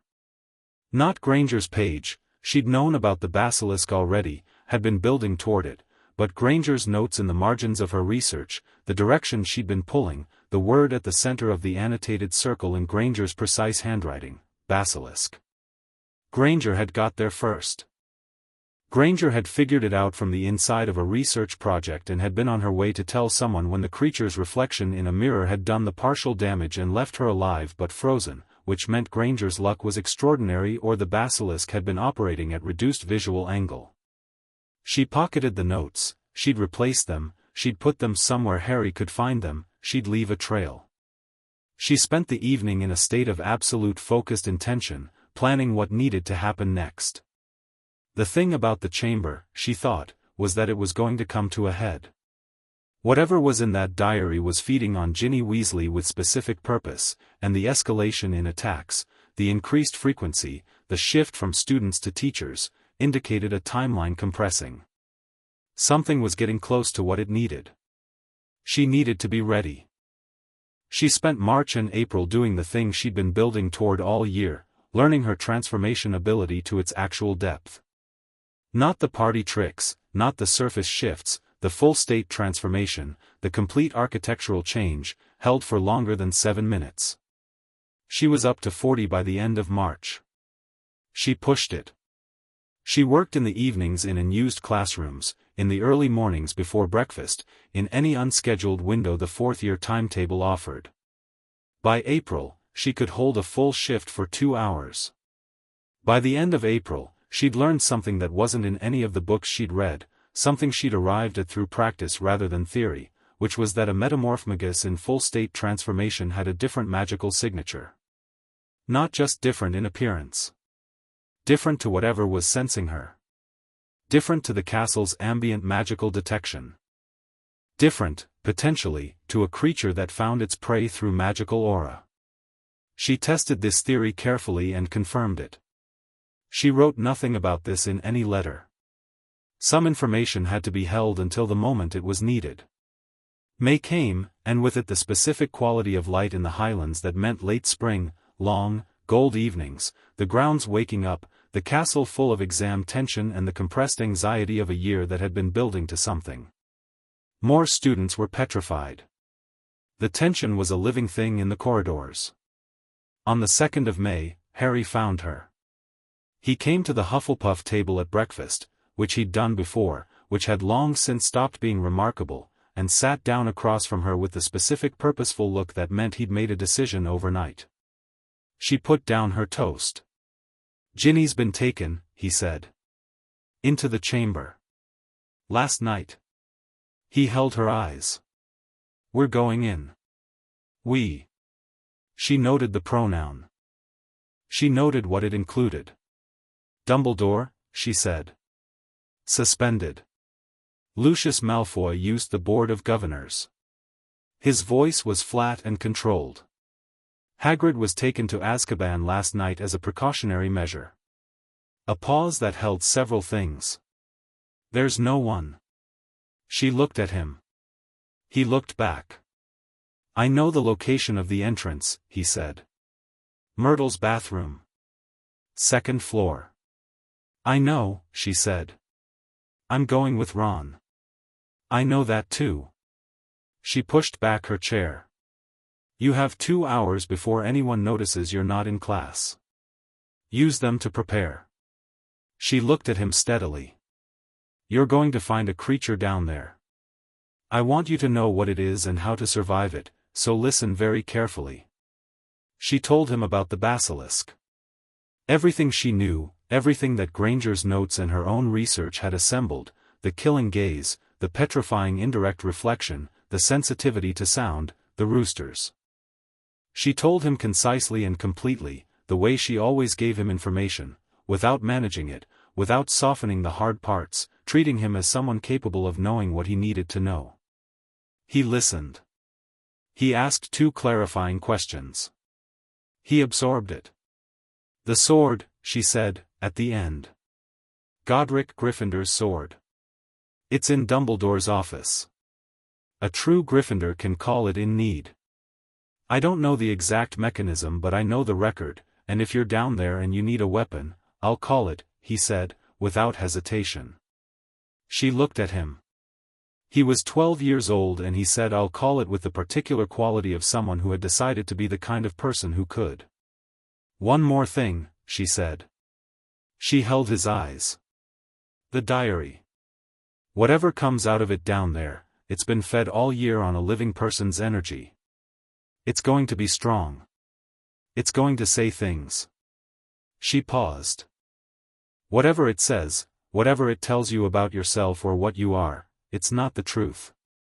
It's the thing that a preserved fragment of a very old darkness tells you when it wants you to stop." He held her gaze. "How do you know about the fragment?" he said. "The diary. What it really is." A pause. "I'll tell you," she said. "When you come back. Full explanation. You have my word." He stood up. He looked at her across the Hufflepuff table in the morning light of the Great Hall, this 12-year-old who was going into a chamber under a castle to face a monster because there was no one else and he'd decided that was enough of a reason. "Full explanation," he said. "Full explanation," she confirmed. He nodded. Then, with the particular economy of someone who'd learned to say things without rehearsing them first, "If this goes wrong, it won't," she said. "But if it does, Harry," she said, and her voice was steady and certain, "it won't." He held her eyes for one more second. Then he turned and walked out of the Great Hall, and she watched him go, and her hair went white from root to tip in one silent second. She held it there for a count of 5. Then she pulled it back to red, stood up, and went to find McGonagall, because the Auror in training she intended to become would have had backup moving before the moment arrived, and she was already late on that count, and she was not going to make the same mistake twice. Chapter 5, The Language Between North and South. Third year arrived for Harry the way most significant things arrived in his life, sideways, with complications, and featuring at least one new creature that wanted to kill him. Tonks was 5th year. The gap still existed. She was aware of it as a structural fact, not a problem, like knowing a river was there, that it had banks, that you navigated around it with appropriate respect. She'd been navigating it for 2 years with what she considered reasonable success. Harry had spent the summer writing her more letters than the previous summer, and she'd written back, and Decimal had developed a grudging professional respect for Hedwig that expressed itself as simply not attacking her anymore, which was as close as decimal got to affection. The letters had changed over the summer. Not in content exactly, they covered the same range of ordinary and extraordinary things they'd always covered, the absurd and the serious sitting companionably in the same paragraph. They changed in texture. There was less of the careful distance Harry used with most people, less of the managed quality she'd clocked in his first letters where he gave you what he decided was safe. He told her things directly now, the way a summer at the Desleys felt, not in raw complaint but in honest detail, the specific flatness of days without magic around him, the way he read and reread her letters when the walls of Privet Drive got too small. She read that letter 3 times and felt the compass doing something it had never precisely done before, which was pointing and pulling simultaneously, and she'd spent approximately 4 days not thinking about it before concluding that she was 15 years old and thinking about it was, in fact, fine. She came back to Hogwarts in September with fifth-year ambitions and a cleaner internal map of her own feelings than she'd had at 14. This was the summer she'd stopped performing nonchalance about the compass and started simply acknowledging it as a feature of her interior landscape, real, present, not requiring immediate action, but not requiring denial either. She was 15. He was 13. The gap existed. She acknowledged the gap and worked within it. The new defense against the dark arts teacher that year was Remus Lupin, who arrived on the Hogwarts Express looking like someone who'd had a long and eventful decade and had arrived at a kind of peace with it. Tonks sat in a compartment 2 carriages down from his and paid close attention to the quality of his magical signature as he passed through the corridor, clean, deep, layered with something else, something cyclical and controlled. She marked it and said nothing. She'd tell him, eventually, that she knew. Not yet. Lupin turned out to be the best defense teacher Hogwarts had produced in at least 5 years, which was an objectively low bar but which Lupin cleared with significant room.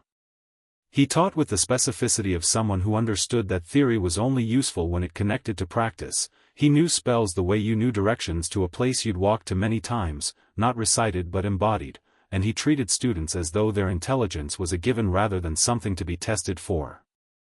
Tonks found herself in class genuinely learning things rather than extending things she'd already learned, which had become her primary expectation of Hogwarts classes and which Lupin regularly subverted. She watched Harry in Lupin's class with the same quality of attention she'd brought to the Quidditch stands. Lupin had clocked Harry specifically in the first week, not with the awe most teachers produced when they encountered him, but with the quiet recognition of someone who was seeing a person and not a symbol. He gave Harry challenges that were calibrated precisely to what Harry could actually do, and the effect on Harry's performance was measurable. He improved in defense over the course of October in the same way she'd watched him improve on a broom, not from instruction alone but from the specific catalyst of someone taking him seriously. She mentioned this to Harry in their first corridor conversation of the term. "Lupin," she said. "He's excellent. He's the first proper teacher we've had," Harry agreed, with the careful honesty of someone stating an obvious thing that hadn't been safe to say under the previous regime. "He knows you," she said. "Not who you are publicly. He knows how you think." Harry considered this. "How can you tell?" "Because the exercises he gives you are harder than what he gives everyone else," she said, "and they're harder in the specific directions you struggle rather than the ones you don't, which means he's watching you closely enough to see the distinction." She paused. "It's a good sign. It means he respects your ability." Harry absorbed this in his characteristic way, quietly, as a fact, without the visible pleasure of someone who needed compliments to function but with a slight shift in his posture that said the information had landed and was being integrated. "He knew my dad," Harry said. "He hasn't said it but I can tell." Tonks looked at him carefully. "Yes," she said. "I think so too." They were in the corridor outside Charms, and people were moving around them in the post-lesson surge, and Harry looked at her with something more personal than the usual direct attention. "Do you know things about my parents?" he said. Not accusingly. Genuinely. "You know things about a lot of things." "Some," she said honestly. "From my mother. The Blacks knew everyone in the wizarding world, the way wealthy families do. Your father's name comes up occasionally.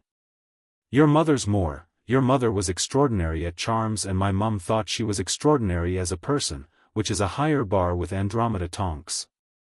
He looked at her with a quality of hunger that was controlled and private and had clearly been managed for a long time into something that only surfaced in sideways moments like this one. Tell me, he said.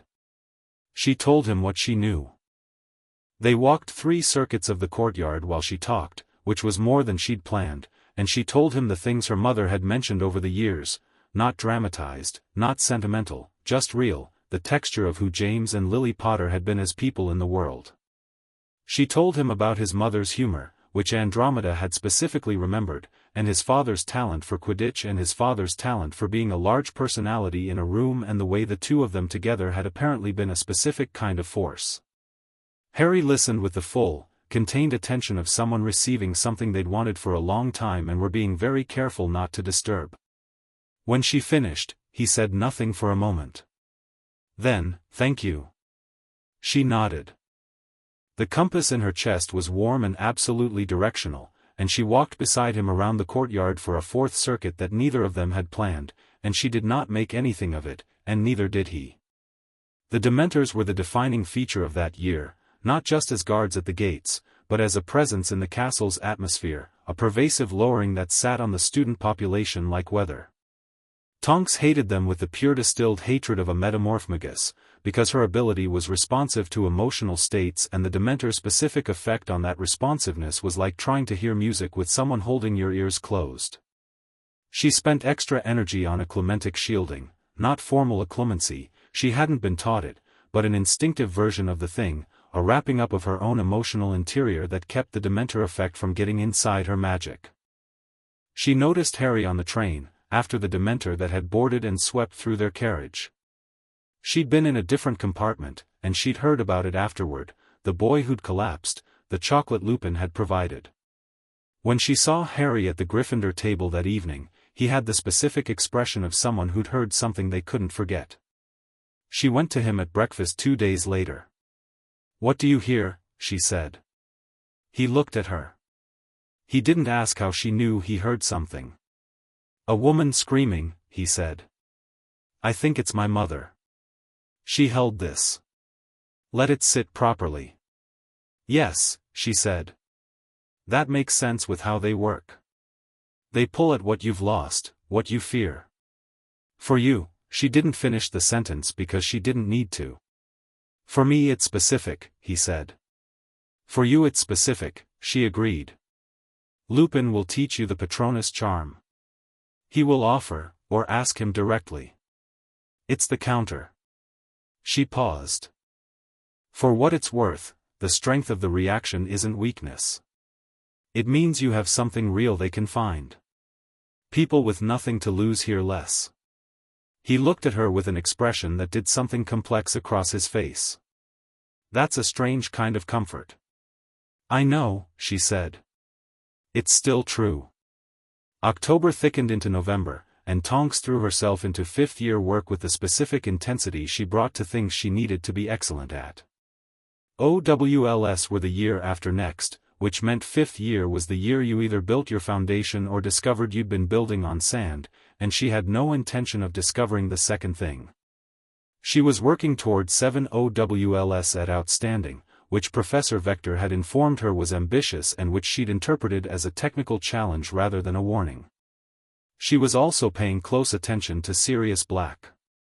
The escaped prisoner who'd escaped Azkaban, the first person to do so, a detail Tonks considered professionally interesting quite apart from its personal implications, was the backdrop of the entire year, the thing that made the Dementors a presence and the school a fortress. She knew about Sirius Black from her mother, who did not speak of her family often and spoke of this particular cousin not at all, which in Andromeda Tonks's economy of expression communicated something specific. She went to the library in November and read the trial records, which were public and had been covered extensively in the Daily Prophet archive. She read them with the particular methodology she developed over 4 years of solving Hogwarts problems, looking for the absence of things, the gaps in the architecture of an argument, the places where evidence was assumed rather than presented. She found them quickly. She went to her mother's bookshelf in her memory, all the things her mother had said and not said about the Black family, about the war, about the people who'd been in it, and she constructed the picture with the materials she had. When she'd finished constructing it, she sat in the library for approximately 3 minutes doing nothing. Then she wrote a very carefully worded letter to her mother that said, "Sirius Black. I need to know what you actually think happened." The reply came back in a week, and it was longer than any letter her mother had written her in 5 years of Hogwarts. She read it twice and felt the cold weight of knowledge settle onto her chest like it had the year before, but heavier this time, more complicated. She went to Harry 2 weeks after that. She found him coming out of a Patronus lesson with Lupin. She could tell by the quality of the cold in the corridor and the faint silvery residue in the air, and she fell into step beside him and said, "When you have a moment." "Not now. But when you have a moment." He looked at her sideways. "Is this a bad thing or a complex thing?" "Complex," she said. "Not immediately urgent. But important." "Tonight?" he said. "Library," she agreed. "After dinner." She spent the intervening hours in herbology and arithmancy and a study period she used for neither study nor its period, pacing an empty classroom on the 3rd floor, thinking through how to say what she needed to say and in what order and how much. She'd made a decision over the summer that she returned to now. She did not manage what Harry knew. She did not decide that information was too heavy for him and withhold it. She had watched him, for 3 years, absorb things that would have broken someone who hadn't been prepared, and she'd watched him absorb them more cleanly when given the information straight than when he'd had to piece it together from gaps. She would tell him straight. He arrived at the library first, which surprised her slightly. He was at their corner table, the back left corner, which had become theirs by accumulation rather than declaration, with 2 cups of tea that he'd clearly charmed warm somehow, a skill she hadn't taught him and which he'd therefore learned elsewhere. "You've gotten better at practical charms," she said, sitting down. "I've been practicing," he said. He pushed a cup toward her. "What did you want to tell me?" She wrapped her hands around the cup. "Sirius Black," she said. Harry went still in the way he went still when something touched the central difficult things. "You've been reading," he said. "The trial records," she said. "Or rather, the absence of trial records." "Harry, there was no trial. Sirius Black was sent to Azkaban 12 years ago without one." She held his eyes. "That's not legal. That's not how wizarding law works." He was imprisoned on the word of Bartemius Crouch Sr., who was head of the Department of Magical Law Enforcement at the time and who had significant incentive to demonstrate decisive action against Death Eaters in the immediate post-war period. Harry was very quiet. "I'm not telling you he's innocent," she said carefully. "I don't have proof either way. What I'm telling you is that the story you've been given, guilty, certain, convicted, is missing a piece. The piece is the trial. And the absence of that piece makes everything else less certain than it looks." He looked at her across the library table. "My mother's letter," he said. She paused. "What letter?" "She left a letter with Dumbledore. I've never been allowed to read it." He said this flatly. "About the night they died. About the secret keeper." Tonks felt something shift in her thinking, a piece dropping into a place she hadn't known it should go. "If the letter specifies who the secret keeper was," she said slowly, "and if that name is not Sirius Black, then the story is wrong," Harry said. "Then the story is wrong," she said. They sat with this for a moment. Around them the library had its usual evening population, students studying, the scratch of quills, the occasional soft rustle of a self-turning page in one of the more enchanted volumes. "Why are you telling me this?" Harry said, and it was the question he'd asked her before, more than once, the genuine honest version of it. "Because Sirius Black is in the castle," she said. "He's been inside the castle, more than once this year. And everyone is treating him as a certainty, a known threat, and I think certainties without trials should be treated as questions." She met his eyes. If he reaches you before anyone else does, I want you to be thinking, not just reacting. He held her gaze. You think he might not have done it? I think he might not have done it, she said. Yes. He was quiet for a long time. She let him be quiet, which she'd learned was the most useful thing she could offer him when he was processing something large. The library moved around them, ordinary and enclosed. If he didn't, Harry said, then he's been in Azkaban for 12 years for something he didn't do. Yes, she said. And the person who did, would have had 12 years, she said. Yes. He looked at the table. He looked like he was holding something very carefully, something that might break if he put it down wrong. She watched him hold it. Then he looked up. Wormtail, he said. The other one. Peter Pettigrew. He was the one who, in the newspapers, Black supposedly killed Pettigrew and 12 Muggles. Pettigrew was never found, she said. A finger. They found a finger. Harry looked at her with an expression that was moving rapidly through several stages of something. Ron's rat, he said. Scabbers. He's 12 years old. That's too old for a normal rat. She stared at him. He stared back. The library continued around them as if none of this was happening, which was accurate and also completely inadequate. Harry, she said carefully, are you telling me? I'm telling you Ron's had an animagus as a pet for 12 years, he said, with the particular quality of someone who's found the piece that makes the entire picture reorganize. She absorbed this. She ran the logic. She ran it again. If Pettigrew faked his death and took animagus form, she said, and Sirius was imprisoned for a murder that didn't happen and a betrayal that someone else committed, she stopped. She thought about what this meant for Harry specifically, for the central narrative of his life, for the story that had been told about the night his parents died. She thought about it carefully enough that it took her a full 30 seconds. We need to tell Lupin, she said. Harry was already nodding. He was their friend, he said. All of them. Lupin, Black, Pettigrew, my dad. They were all at school together. Lupin knows something, she said. I've thought so since September.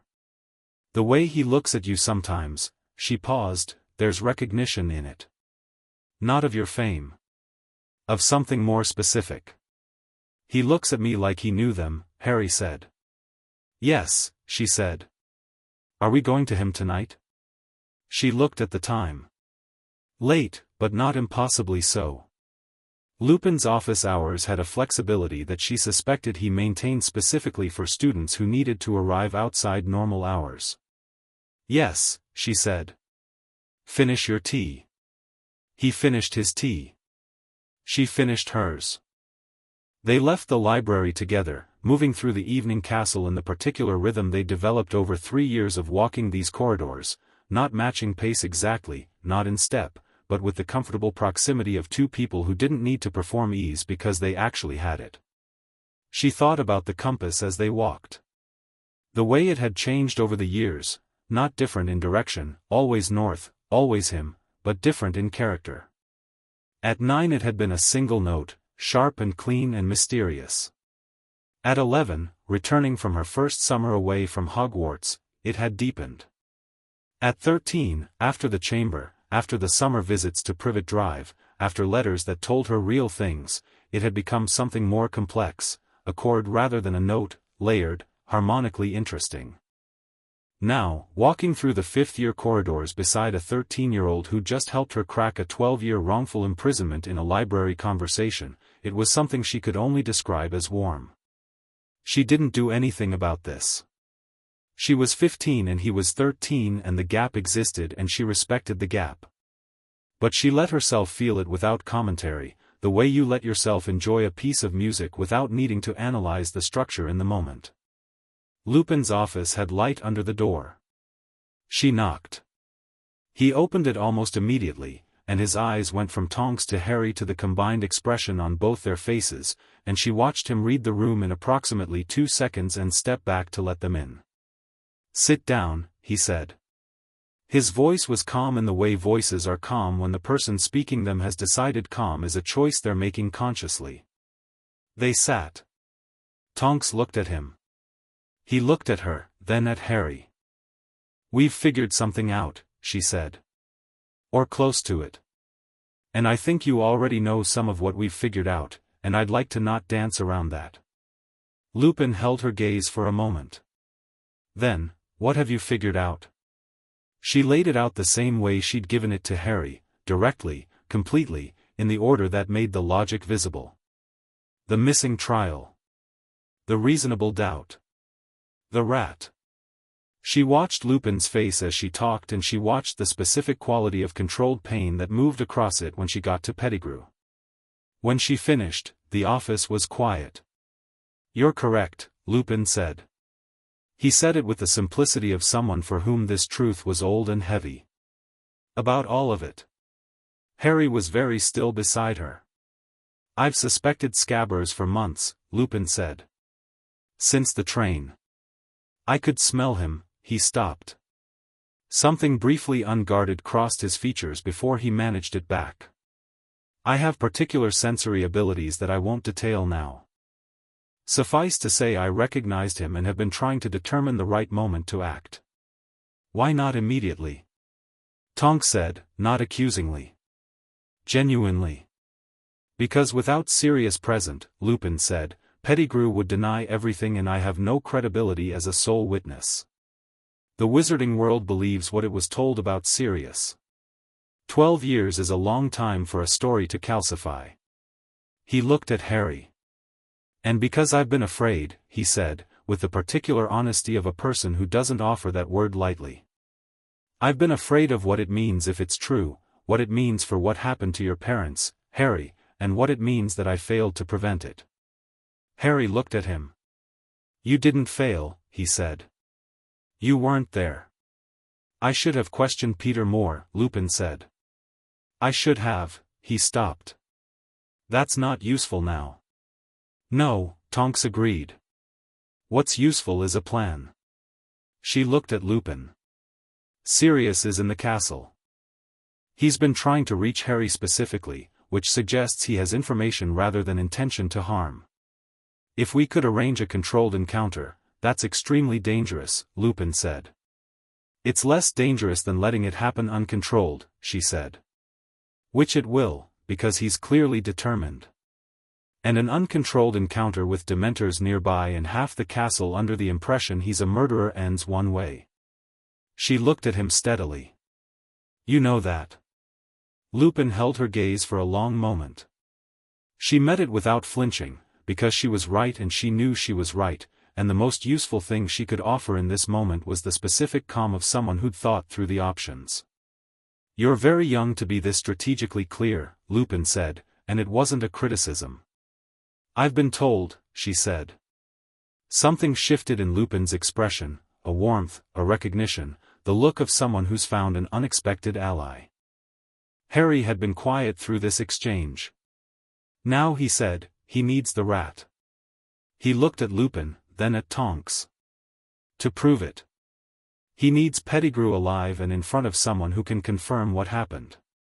Without that, he's still just an escaped prisoner." "Yes," Tonks said. "So the question is how to get Scabbers away from Ron," Harry said, without Ron knowing why. "Because Ron," he stopped, and she watched him navigate the specific complexity of telling your best friend that his pet is actually a decades-old dark wizard in hiding. "Ron has to know," Tonks said. "There's no version of this that protects Ron from it." She met Harry's eyes. "He'll be upset. But he'll handle it. He handles things." Harry looked at her for a moment. Then nodded. "Yeah," he said. "He does." They spent another hour in Lupin's office, building the shape of a plan that had more variables than she'd like and fewer certainties than she'd prefer, but which was better than no plan, which was the alternative. Lupin contributed the things he knew from experience, the specifics of Metamorphmagus detection, the particular behavior of a cornered Pettigrew, the layout of the castle's hidden passages that even Tonks's 4-year map didn't fully account for. She left Lupin's office at past midnight, Harry beside her. The castle at midnight had its particular quality, the portrait sleeping, the torches low, the stone breathing its nighttime cold.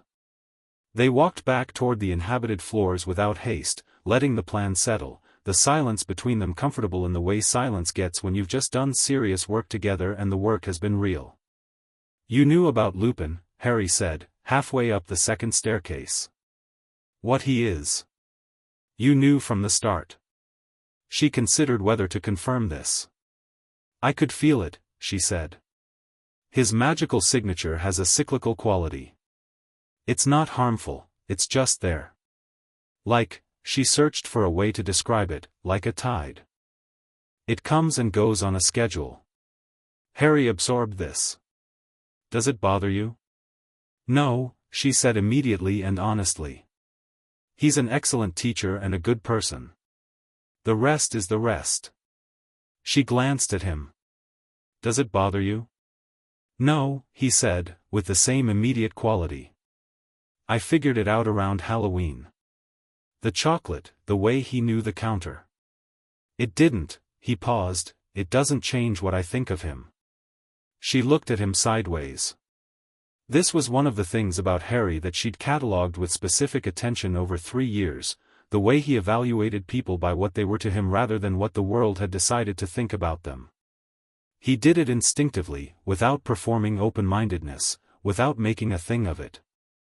He'd done it with her, she realized, since Diagon Alley, the pink-haired girl who'd knocked him down on cobblestones, the one who'd told him about Quirrell, the one who'd shown up on his doorstep with sandwiches. He'd simply let what he saw be what he decided. She thought about this as they reached the corridor that split toward their respective common rooms, the junction where they'd said goodnight 100 times over 3 years, and she stopped walking before he did. He stopped too. Turned to look at her. The corridor was quiet. The torch nearest them threw amber light that caught the edge of his glasses, the specific green of his eyes. She'd had a version of this moment in her imagination for a year, which she was going to acknowledge to herself with complete honesty and then set aside, because the version in her imagination was a conversation between 15 and 13 and the real version was a castle corridor at midnight after an hour with a werewolf working out how to exonerate a wrongly imprisoned man. Tonks, he said. The way he said her name had changed over 3 years. She'd noticed this without marking the specific date. It had gone from Tonks as in the name of an acquaintance, to Tonks as in the name of someone specific, to Tonks the way you say the name of someone who occupies a particular and irreplaceable position. Yeah, she said. He was looking at her with an expression she hadn't catalogued before, not the room that was lit look, not the focused attention look, not the full-face laugh.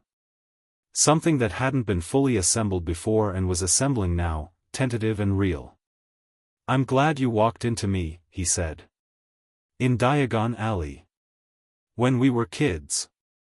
The compass went absolutely still, not from confusion but from the opposite, from being exactly where it was pointing, with no need to indicate direction because it was already there. Me too, she said.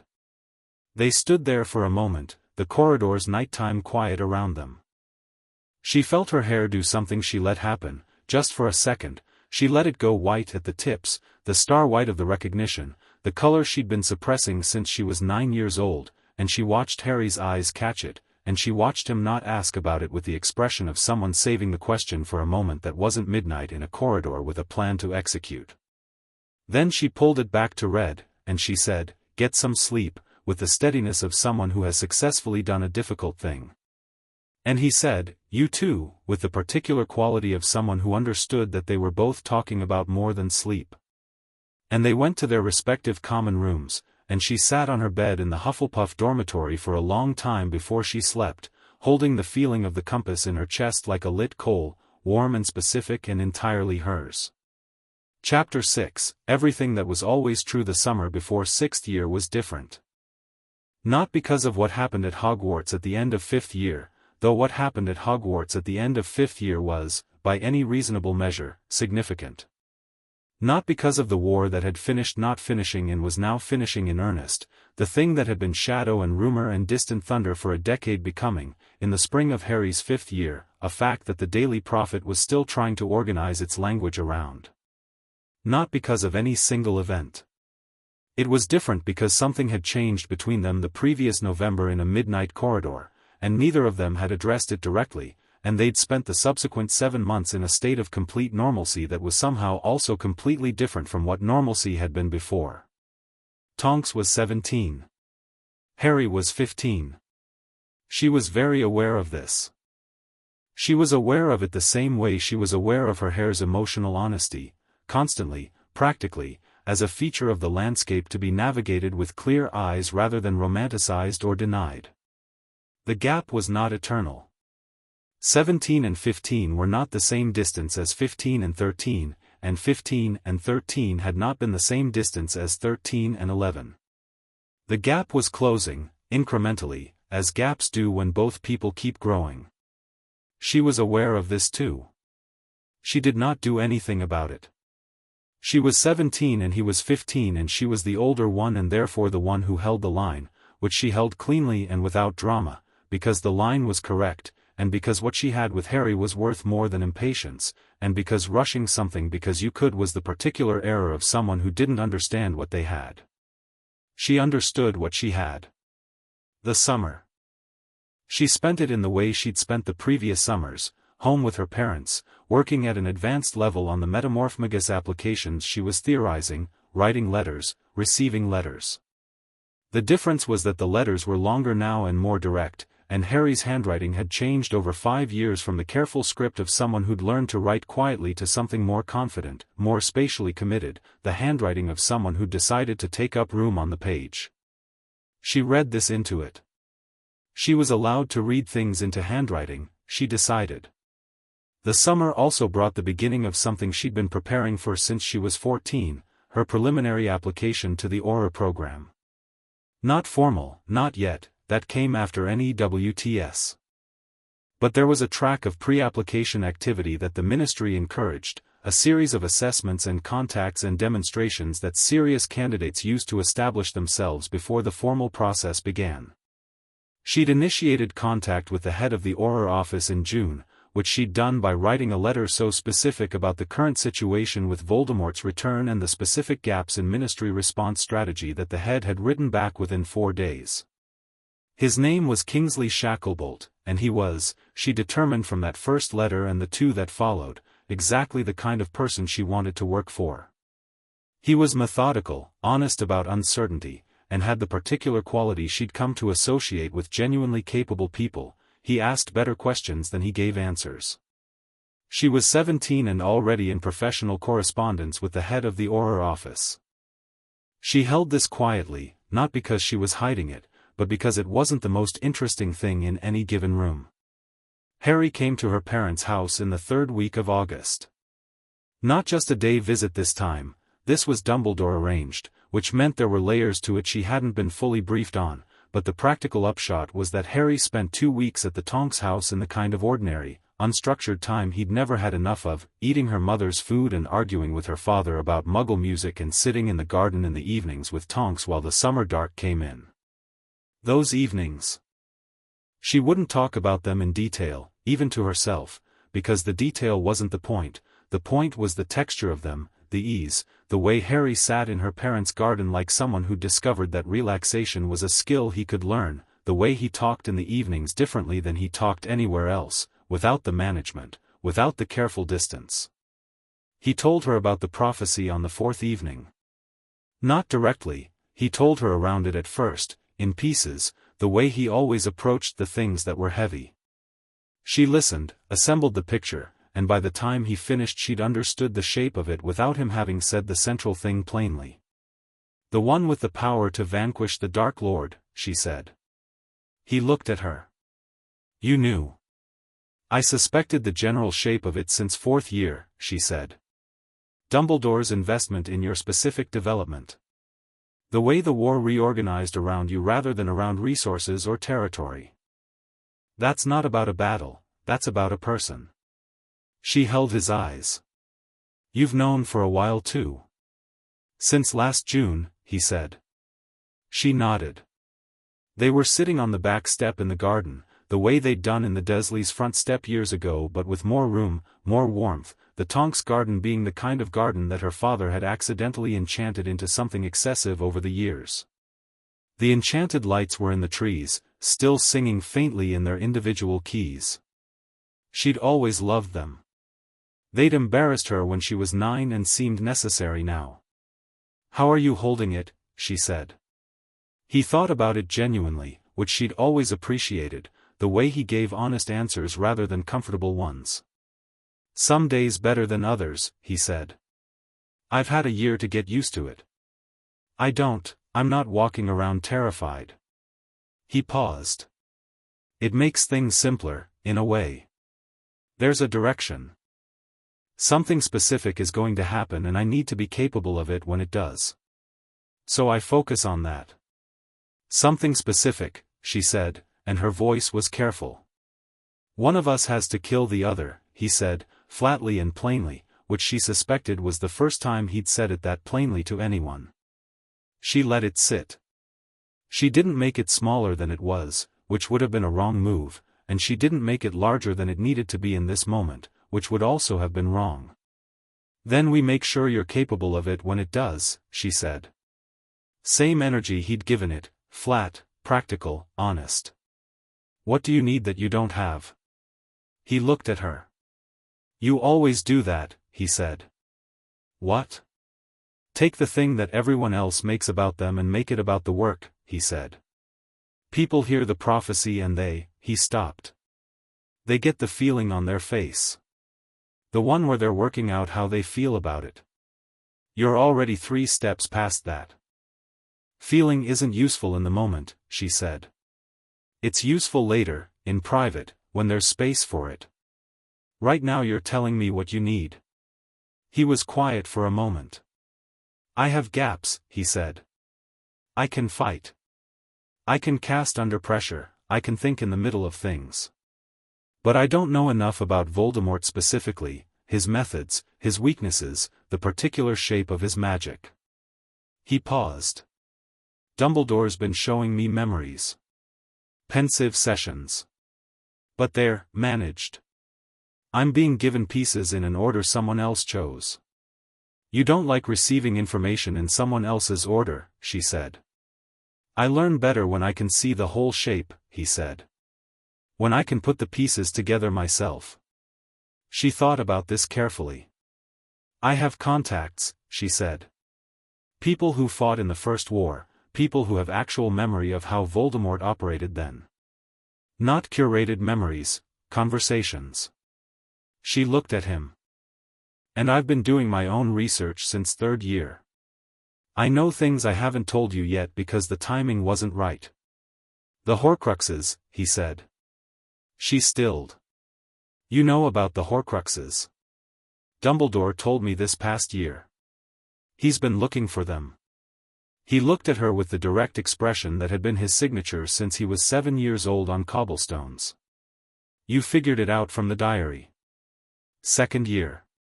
You told me you had a theory about what was in it and that you'd explain when I came back." "You remembered that," she said.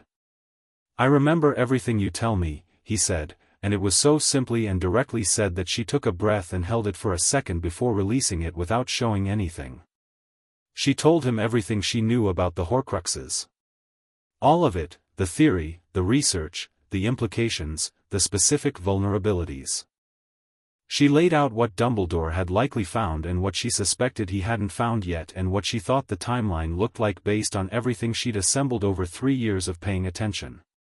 She talked for 40 minutes and he listened with the full, unguarded attention of someone receiving exactly what they needed, his eyes on her face, following the architecture of her argument, occasionally asking the precise question that indicated he'd understood and was extending rather than clarifying. When she finished, they sat in the garden in the summer dark for a while. "You've been building toward this since we were children," he said. "I've been paying attention since we were children," she said. "That's the same thing," he said.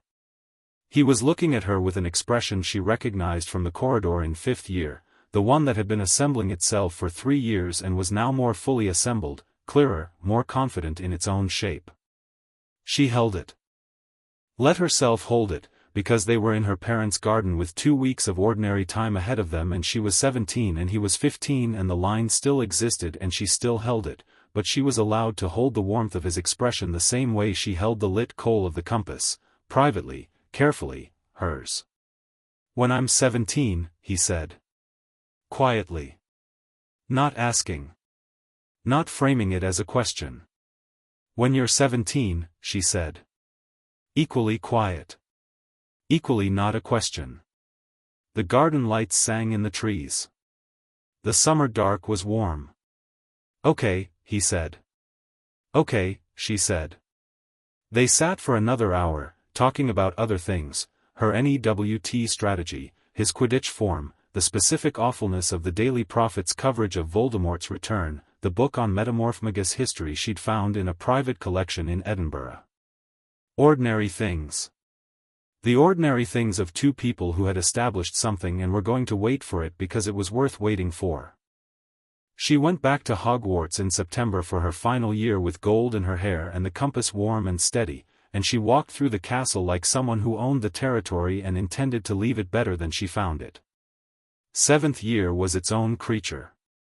She was head of Hufflepuff prefects, which she hadn't campaigned for and accepted with the particular pragmatism of someone who'd decide to be excellent at the job rather than debate whether she'd wanted it. She ran the prefect system with a loose hand and a clear eye, high expectations, consistent follow-through, and the specific understanding that rules existed to protect people rather than produce compliance, and when those two things diverged, she chose people. She was also, in parallel, in serious contact with Kingsley and with the Order of the Phoenix, whose existence was not a secret to anyone paying attention and which she'd known about since the end of 5th year when her mother had sat her down and explained the full picture of what the organized resistance to Voldemort looked like and what Andromeda Tonks's own role in it was. She hadn't been surprised. She'd been proud. She took her NEWTS in June with the particular fierce focus of someone who'd been building toward this for 7 years, and she came out of the examination hall after the last one and stood in the June sunshine on the Hogwarts grounds and felt, for the first time and she couldn't remember how long, briefly and completely calm. Then she went to find Harry. He was on the Quidditch pitch, of course he was. The predictability of this was one of her genuine comforts, flying alone in the post-exam afternoon, doing the maneuvers that he'd been refining since 1st year, the particular ease of him on a broom unchanged since she'd watched him from the Hufflepuff stands at 11 and felt gold in her hair. She leaned against the stands and watched him for a while without calling up to him. He saw her eventually. He always did. She'd theorized about this over the years, the particular way Harry's awareness of her presence had developed its own accuracy, independent of proximity. He banked, came down, landed 10 feet from her with the easy, practiced grace of someone who'd been doing this since he was old enough to be on a school team. He was 16. He'd grown most of the way through it, taller now, broader, the boy thinness of his younger years filled out into something that she was not going to inventory because he was 16 and she was handling this with dignity. "How'd it go?" he said. "Well," she said. "Outstanding in everything except astronomy, which will be exceeds expectations, which is acceptable because I care less about astronomy than any other subject and still studied it for 40 hours. "Of course you studied for 40 hours, he said, and the smile was the full-face version, quick and easy now, nothing careful about it. He'd grown into his expressions the same way he'd grown into his height, gradually, then suddenly, the wariness not gone but organized into something that served him rather than constrained him. "Don't mock my process," she said. "It's gotten results." "I'm not mocking," he said. "I'm appreciating." He put his broom down against the stands and looked at her. "You're leaving," he said. "In 3 weeks," she said. "Kingsley wants me in the Auror office by July." He nodded. He'd known this was coming. She'd told him in April, given him time to get used to it, because that was how she gave Harry things, with time and without drama. "You'll be good at it," he said. "I'll be exceptional at it," she said. Modesty is for people who are uncertain. I'm not uncertain. He laughed. 3 feet between them, the afternoon light doing something in his eyes. She held the line. She was 18, he was 16, the line existed for 2 more years in the formal sense, and she was going to hold it for the full 2 years with the same clean clarity she'd been holding it since 5th year. "I'll write," she said. "You'd better," he said. "Last time you were slower than Hedwig on the replies, and she complained to Decimal about it." "Decimal doesn't take complaints," she said. "He has been known to listen," Harry said. Under sufficient emotional pressure from Hedwig. She felt gold in her hair. She let it stay. 2 years passed. This is not a summary. 2 years contain more life than any chapter can hold, but the shape of them. She joined the Aura program and was told in the first week that she was the most unusual recruit they'd had in a decade, which she interpreted as a compliment and which was almost certainly accurate. She trained under Kingsley and under a veteran Aura named Moody, who was extraordinary and terrifying, and who informed her in the 3rd week that she was sloppy in her left side defensive coverage, and who she respected immediately for saying so without cushioning it. She improved her left side defensive coverage. She went on her first field assignment in month 8. She came home with a split lip and an arrested dark wizard, and Moody told her the lip meant she'd been close enough to be effective. She wrote to Harry throughout all of this. Long letters, short letters, letters from the field that she kept deliberately light because the field was not something she chose to bring to him in full detail, and letters on quiet evenings that were longer and more honest and that discussed, in the comfortable shorthand of 5 years of letter writing, the texture of what was happening and what she thought about it. He wrote back. His letters were full of Hogwarts, 6th year, Dumbledore's pensive sessions, the DA, the specific social architecture of being Harry Potter at 16 when a war was organizing itself, and between the lines of all of it, the particular quality of someone who was becoming something and knew it, who was choosing it consciously and finding, in the choosing, that he was more capable of it than he'd known. She read his letters the way she'd been reading him since she was 9 years old, with full attention, the Metamorphmagus sensitivity tuned to the resonance of him even at a distance, the compass steady and warm and patient. On the 21st of July, in the year Harry turned 17, she was sitting in the Auror office at 9 in the morning going through case files from a raid the previous week, and she felt something she'd never felt before from the compass. Not movement. Not pointing. A kind of arrival. Like a door opening. She looked up from her files.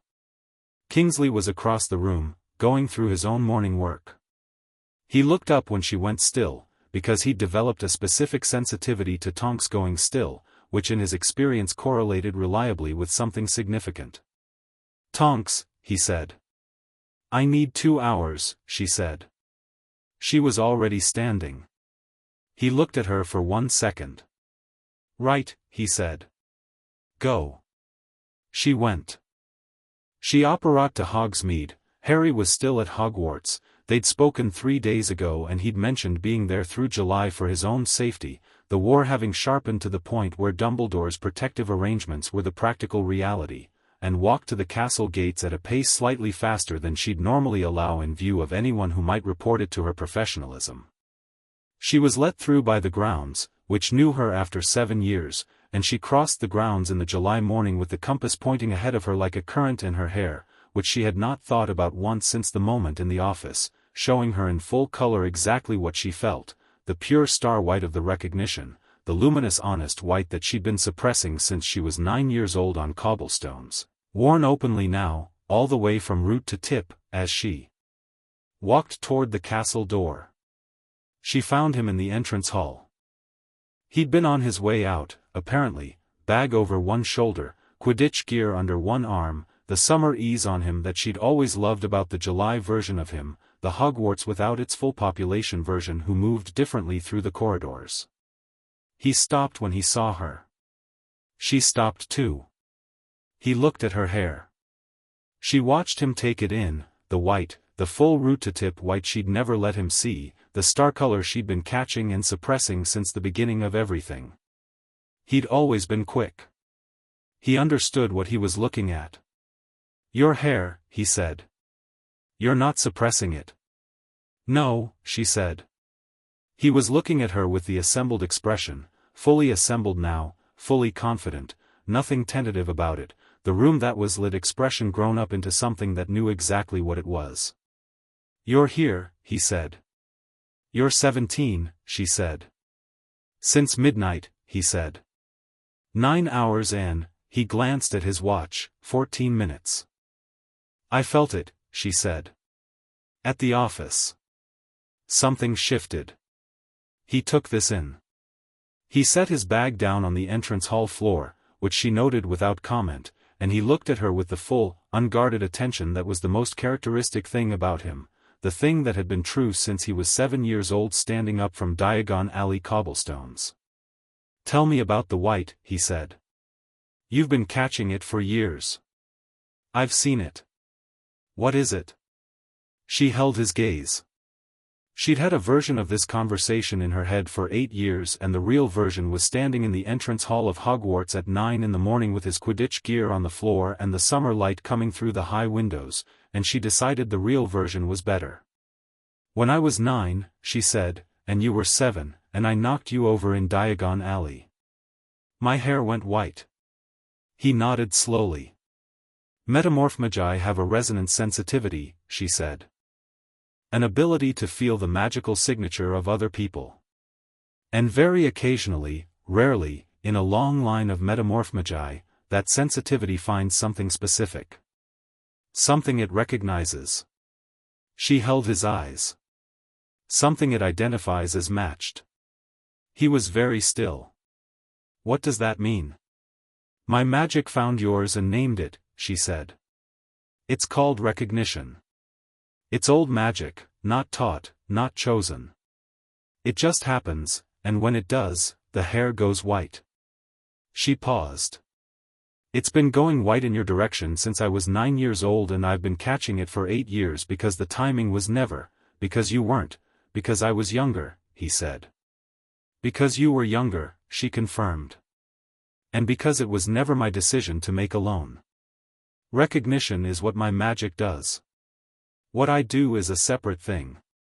He was quiet for a long moment.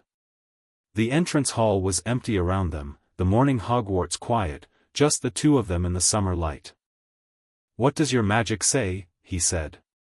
It says north, she said. It has always said north. And what do you say?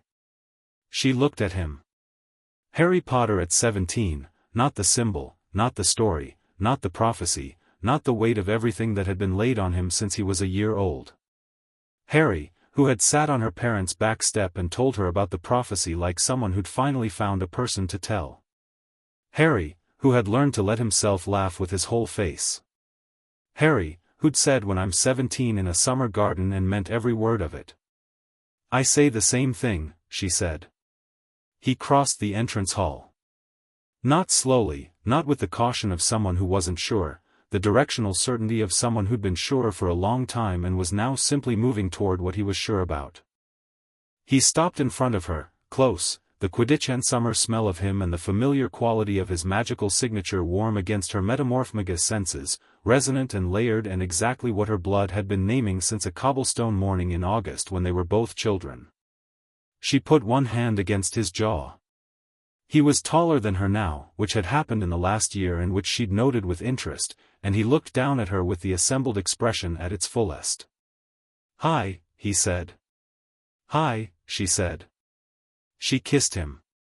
Not the accidental graze of 7-year-old cobblestones, this was deliberate and complete, and her hand was on his jaw and his hand was at her waist, and it was brief and exact, and when it ended she kept her hand where it was and let her forehead rest against his, and they stood in the entrance hall of Hogwarts with 8 years of compass and patience and careful timing between them. His hands were very steady. She'd always loved that about him, the steadiness, the lack of performance in it, the way his stillness was chosen rather than constructed. Was that your magic or you? He said. Both, she said. At the same time. That's rather the point. She felt him smile against her temple. They stood there for a while, and the summer light moved through the high windows, and outside somewhere a bird was doing something enthusiastic in the grounds, and the castle's particular morning quiet held them in its warm stone hands. Eventually he said, "The war." "Yes," she said. "It's going to get worse before it ends." "I know," she said. "I've been watching the intelligence reports for 2 years. I have my own assessment and it aligns with yours." She pulled back enough to see his face. "I'm an Auror. I'm not going to wrap you in protective spells and stand behind you. And you're not going to let me take your part of this." She held his eyes. "So we go in together and we do our parts, and we trust each other to be capable." He looked at her. "You've thought about this?" "I've been thinking about this since I was 9 years old," she said. "I've had time." Something moved across his face, the full warmth of it, the real version, nothing cautious about it. He pulled her back in and held her with the kind of straightforward certainty that was the most hairy thing she'd ever felt, and she pressed her face against his shoulder and let herself have it, the compass at rest, pointing and arrived simultaneously, the old recognition magic in her blood quietly and completely satisfied. Outside, the war was organizing itself. Voldemort was moving. The Order was convening.